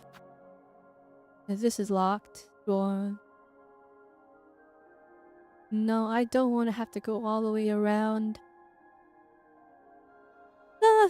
Actually, wait, no, we can go through here. Go up top, I think. Maybe. Maybe, please. Please, if this game has any reminiscence of a heart. Hi, Gerlani. How is Silksong? I'm getting very tilted. I'm now even more tilted. How far back did it send me?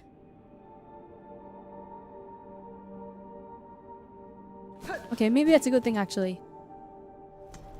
We can make the best of the situation.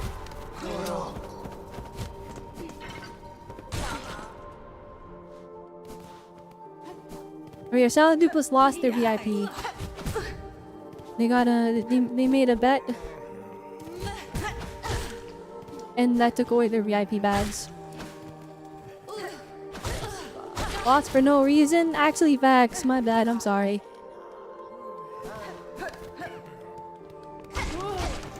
You know what we can't do? You know what would be funny? Wait, hang on, here we go. I got an idea, guys.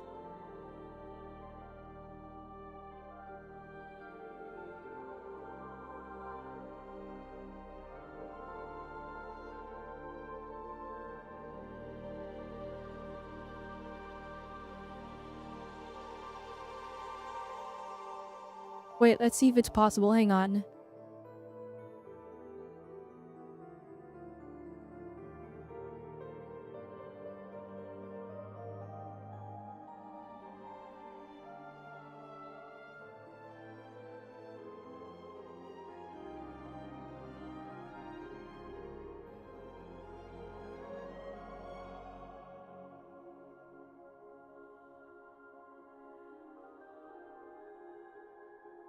Okay, hang on. I think I can do it. Hang on.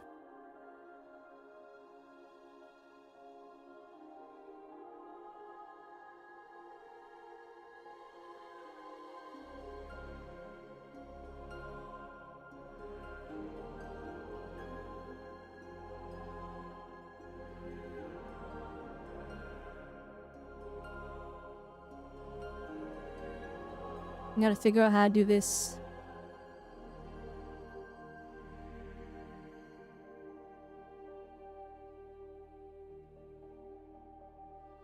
Ah, there it is. Okay.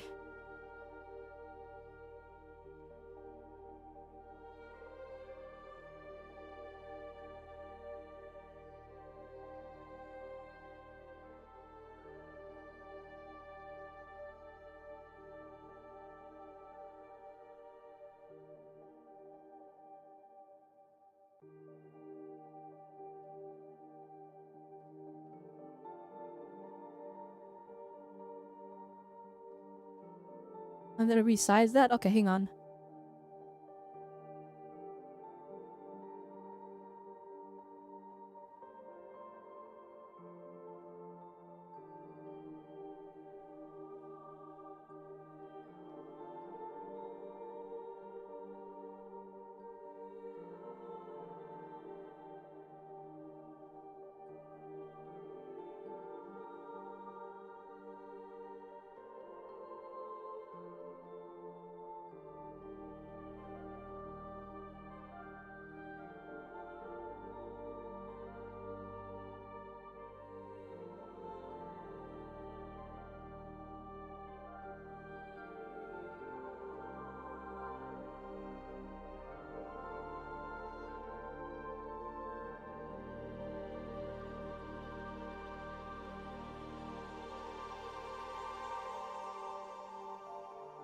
And I just gotta resize this a couple times.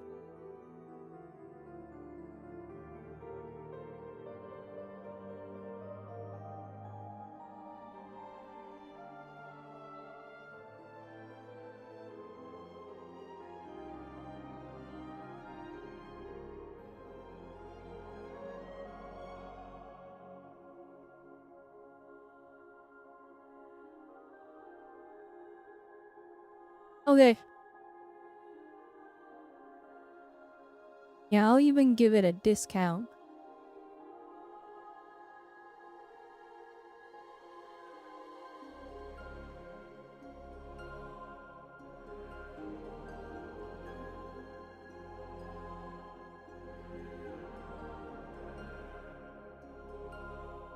Alright, we are beginning it.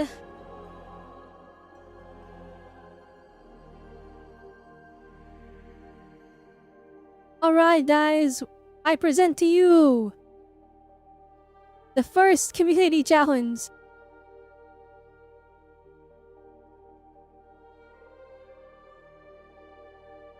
Alright, there it is. Our first community challenge. Wait, let's see if I can activate it.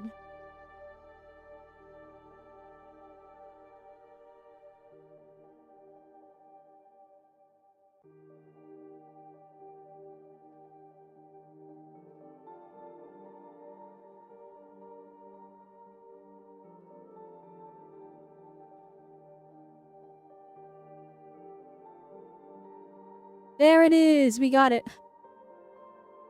We got the first Robelle Community Challenge. Can we raise enough 10 points to get their VIP badge back? Here we go. If I ever refund, you're keeping the point and sitting until Christmas.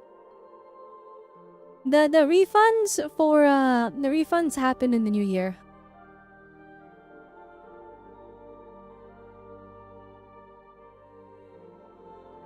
Then you redeem the VIP badge multiple times. They have, but I've said this every time. If you redeem the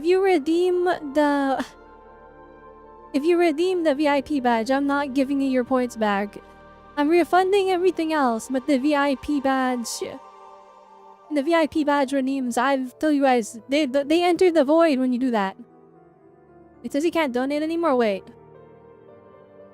is the max 2,000? No way, hang on.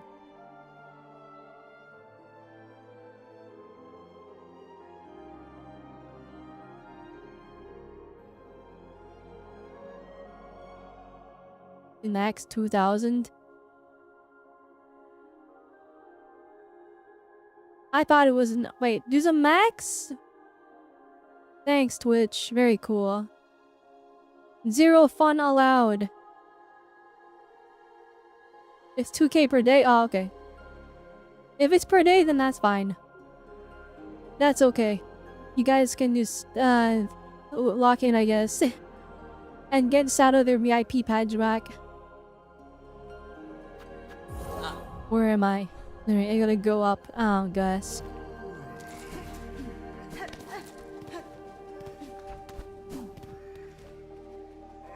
Okay, if you go this way and just go up, maybe that's safer.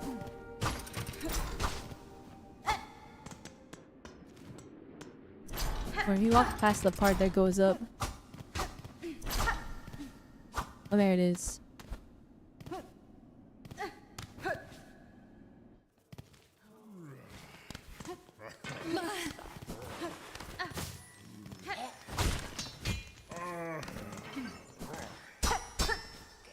Is it sparkly over there? I have no idea how to get it.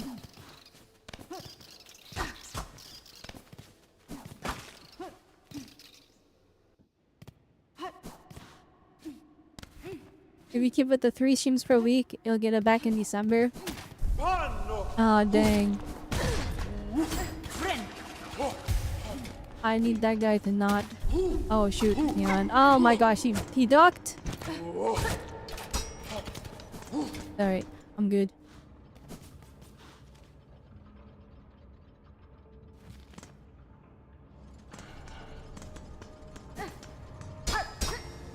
No, oh wait, hang on.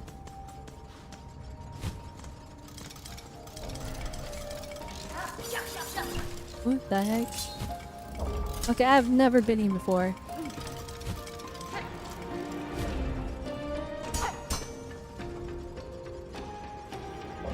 Everything is locked, of course.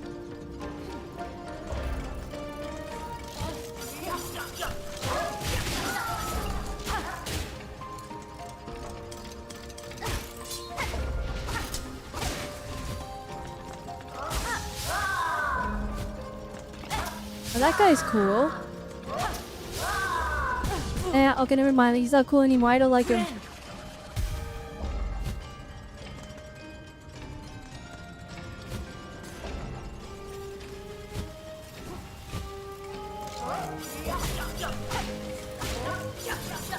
Area's like weirdly bright. I don't have HDR turned on either. Oh.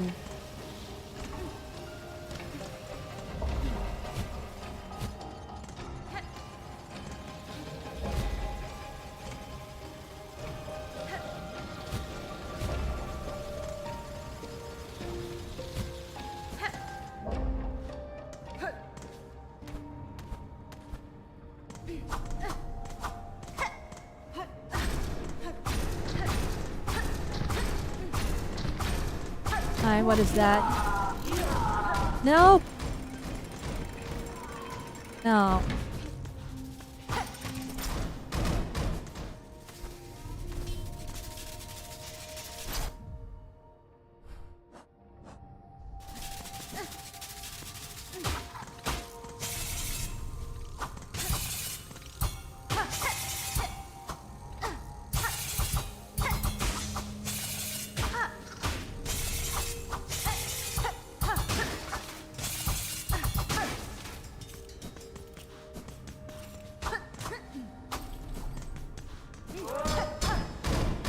Yeah, I should have killed that guy for the encyclopedia thing.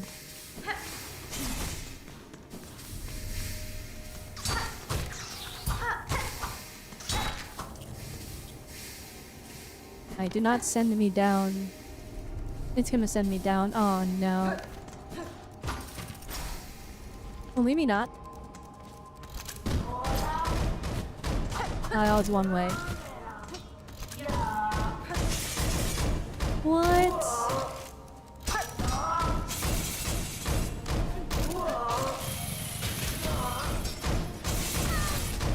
Ew. Okay, go down. Go down, please. Thank God. Okay. This sucks. How much HP does this guy have? I'm gonna run out of these things.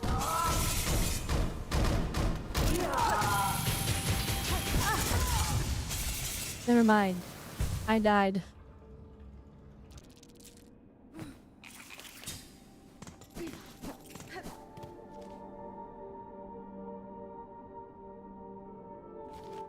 Okay, so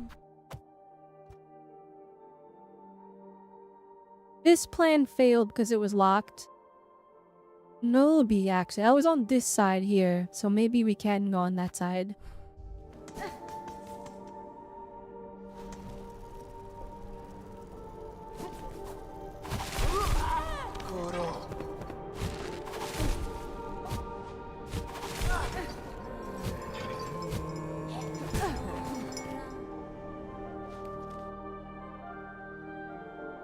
Fine, this is wrong. Oh my gosh.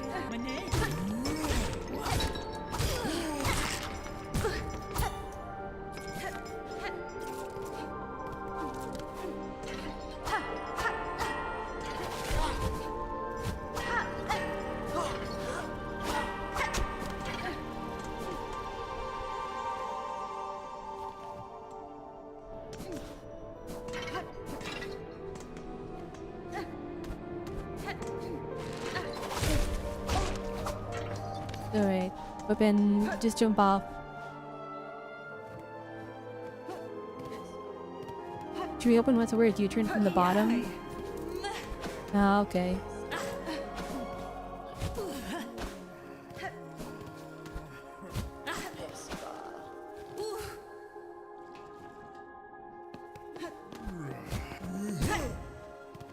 Bruh.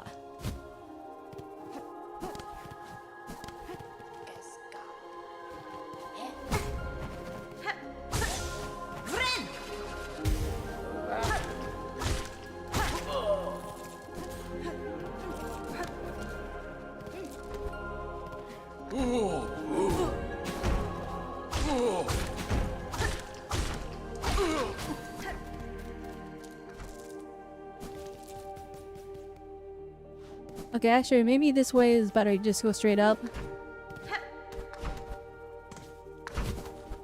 Oh, maybe not. We gotta be in platforming hell.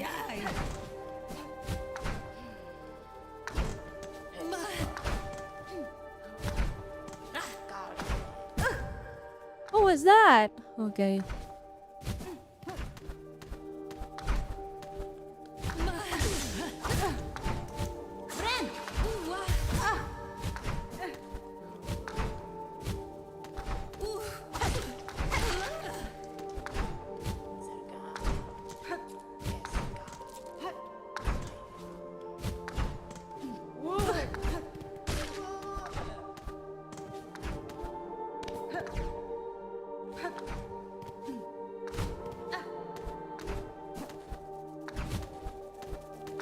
Oh no, not this. Nope, nope, nope, nope, nope, nope, nope, nope. It doesn't go up. Oh my gosh.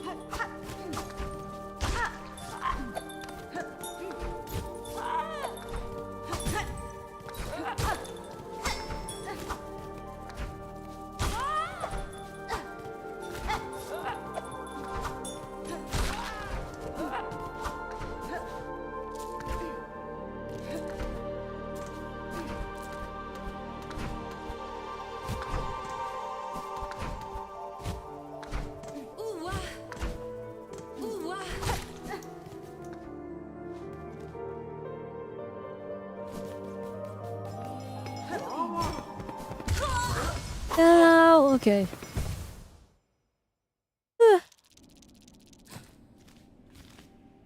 All the way back down here. I was going for that bench over there because I thought it'd be easier.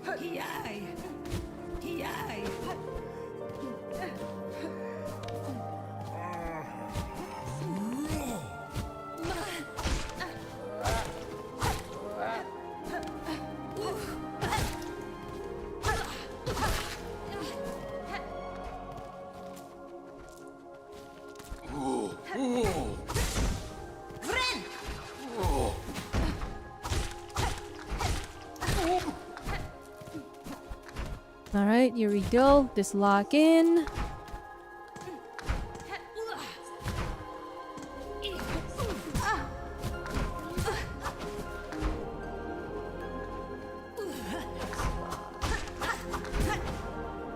Or don't lock in and get cooked by this one.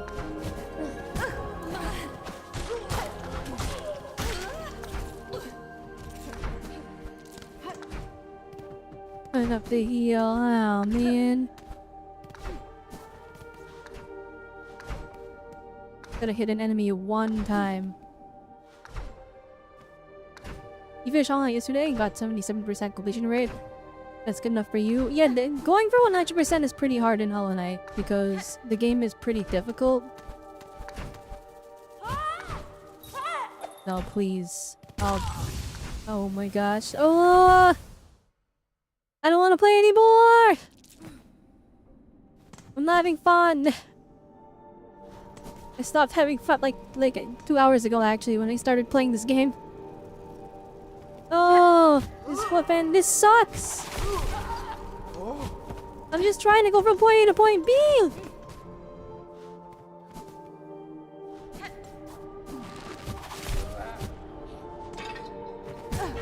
Oh my goodness, please! Just let me get from... Nah, I do flipping. I can't even speak.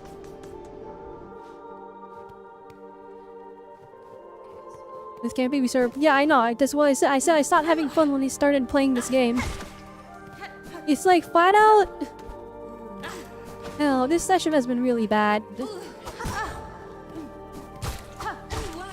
I'm just flipping. I'm just tired.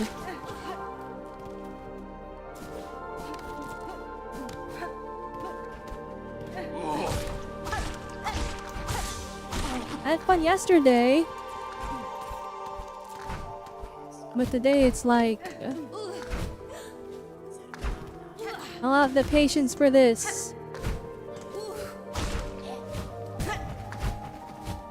Oh my... Okay. I'm going down here, I'm healing. I swear if I die here, I am uninstalling. And we'll stop playing Hollow Knight. Wait, he's dancing. What is going on?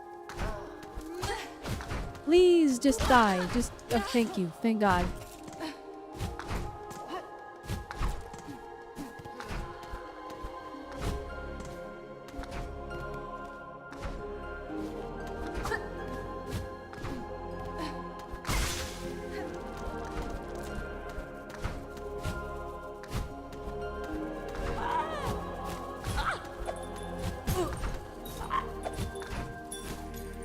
There, we'll just let it come down here.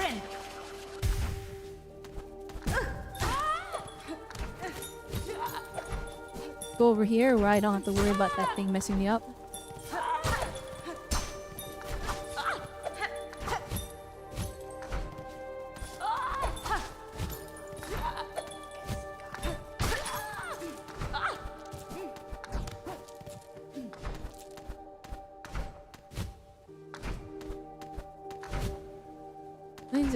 Please wall jump.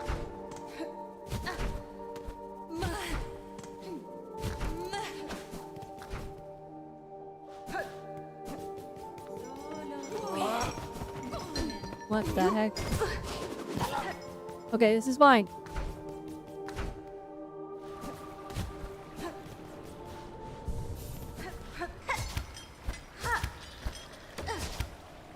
Okay, we could totally do whatever that is. It'll probably lead to a whole new area.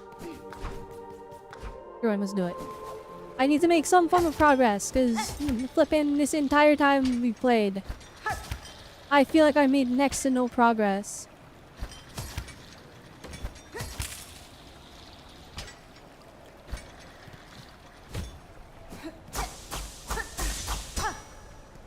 That's weird that they max out our silk. Is it a boss fight? Looks like a boss fight to me. My halls. Oh, those are dead bodies in the water. Ugh.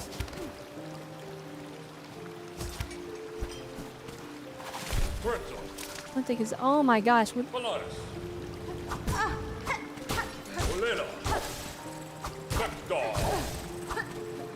There?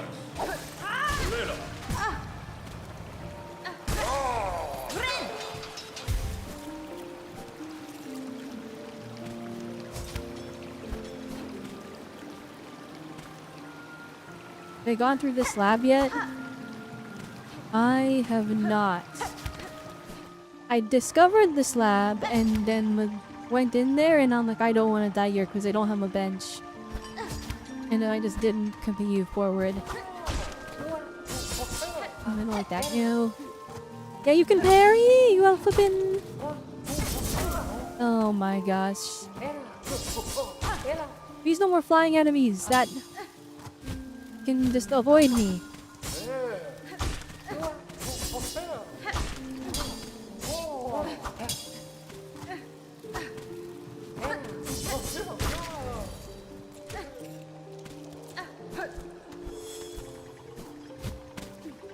Doing cool, we completed that one wish.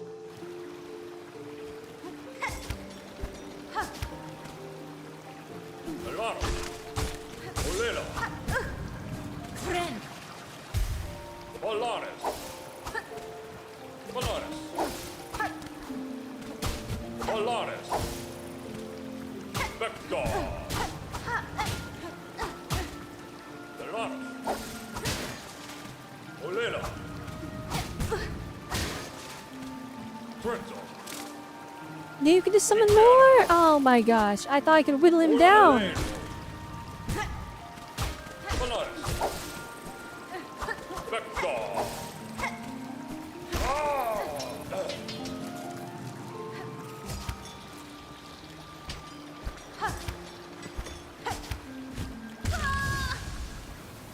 I can wall jump. Okay.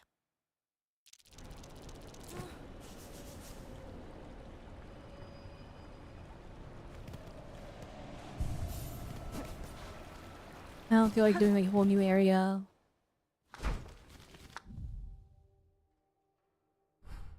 I was that far up?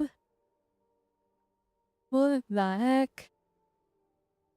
We're gonna go down and see if we can go over here.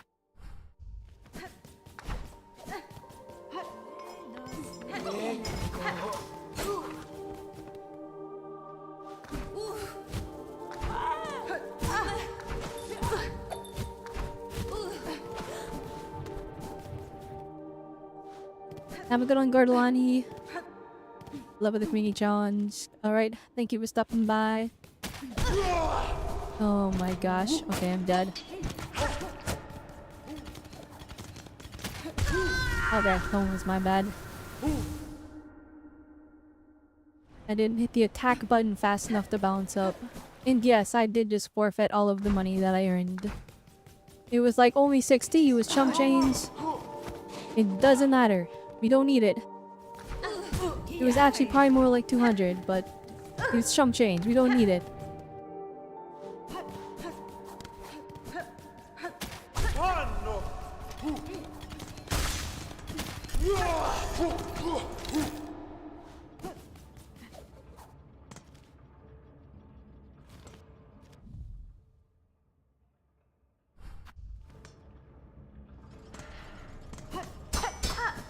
Ah, okay. We force down the one side.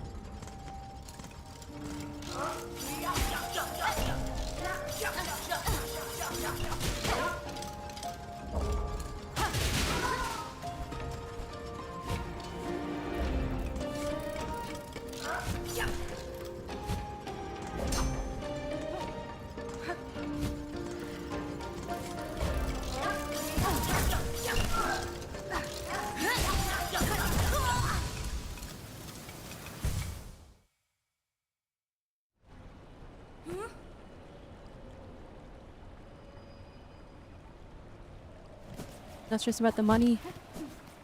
And I mean, like, grinding isn't too bad. It's not too bad. Money. It's just holding on to it when you need to go to an area that's dangerous. No, do not.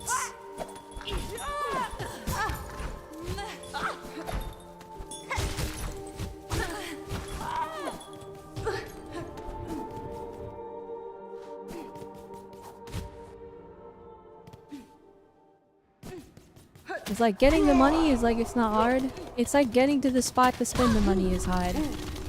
Cause like if we just sat in this area and grinded, we could easily generate like 500, right? But then like taking it out of here and then going to a spot where we could spend it is a little bit harder. I'm gonna farm heals from this guy. No, never mind. I'm gonna wait for that guy to go down. Earth's gonna pogo on him. That'll generate some heals, I hope.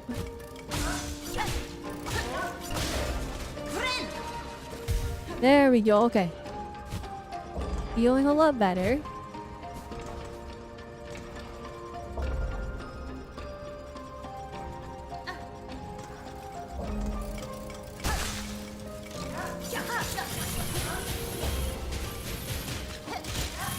Oh my gosh, I missed him.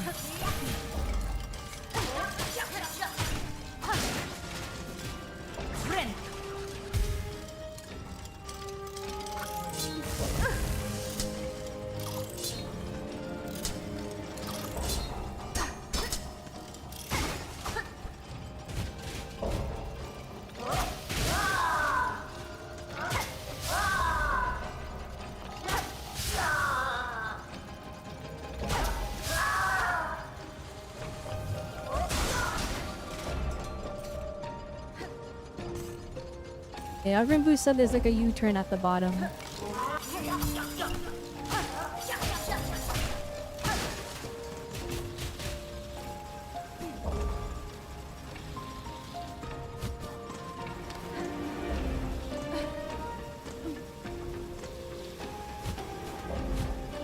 Oh my goodness, there's no way.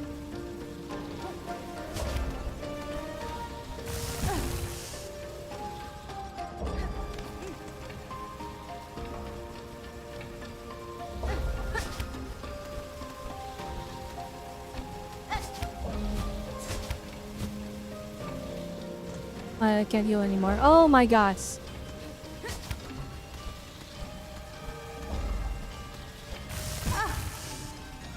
Oh boy. Oh boy, oh boy, oh boy.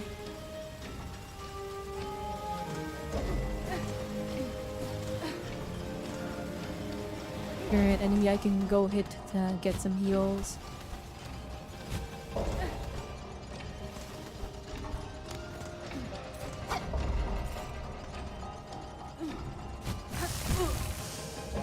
I'm gonna die. Okay, well, we had a good run, guys.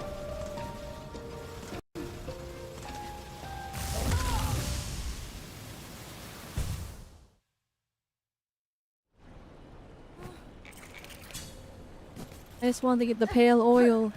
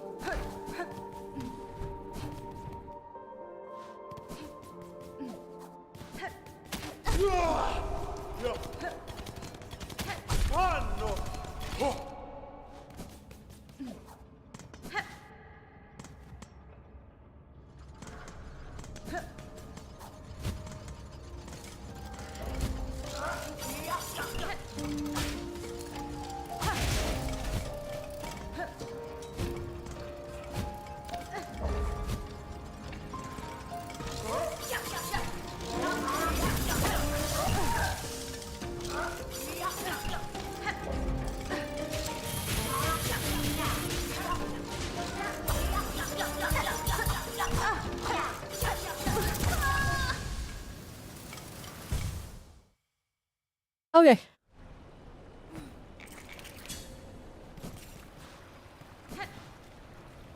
Yeah, you know, it's good. Alright, I'm done for today. I tried. I had zero fun. I did. This was not a good session. I just keep dying. I'm making mistakes. I'm not patient enough to traverse the land without dying on the way from point A to point B where I need to go. So I'm gonna call it here. This was a stream. We'll be playing again tomorrow. But why am I doing this to myself? Because I want to beat this game. I started it. I may as well finish it so that we can move on to our next game. Yeah, that's basically it. So far, this game has had highs. It's had really low lows for me though, I'll be honest. Like, I have just these moments where it's just devoid of any fun whatsoever. And it doesn't even feel like, oh, it's not fun because it's a challenge and I'm losing. It just is moving around traversal.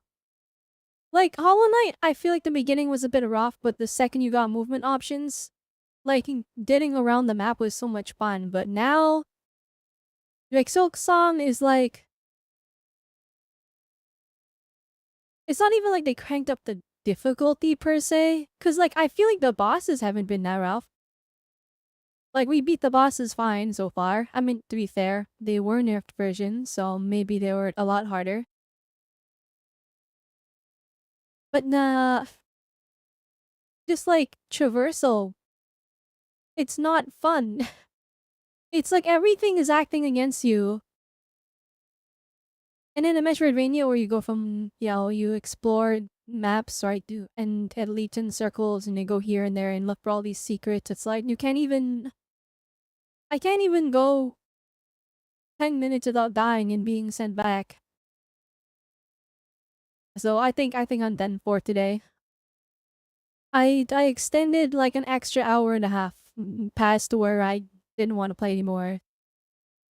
But because like, again, I'm a stubborn player.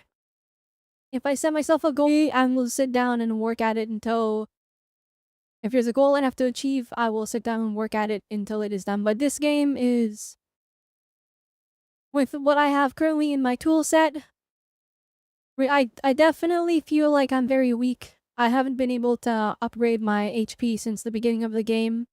My weapon is not doing too much damage, but again, me haven't been able to upgrade it, which is what I've been looking for, because apparently the pale oil is somewhere in the Citadel, but I've scoped out basically the entire Citadel.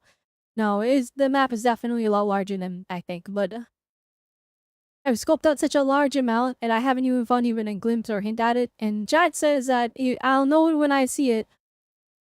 So I'm kinda like, well, I haven't seen it, man. But yeah, no, that's Silksong for now. I'm gonna play it tomorrow. Hopefully we have fun. Hopefully. But right now, I just went through 3.5 hours of, not 3.5, 2.5 hours. Because we spent the first hour of the stream yapping. I just went through 2.5 hours of, the only progress we made was he got me the grappling hook. I don't know what it was called, but I'm just gonna call it the boot grappling hook. And like, that's cool. That's it. That's the only progress. And I'm like, oh, that's such a... It's so disheartening to spend almost 3 hours. And then that's we get nothing done. We don't beat any bosses. We don't unlock really new areas. Although we did. We got that one area from the grappling hook. That's up top above the bench that we're at. Well, I don't know. We'll play tomorrow. If I'm feeling like it. Otherwise, we'll play something else. But I really want to make progress in Silksong. But this session was just... It's not it! It was not it today, guys. And that is how it goes. Anyway, I'm gonna go now. Hope you all had a good number. And to the wave Jedi, so I will see you all next time. Bye. End it all. The thing about bugs anymore, I'm gonna lose it.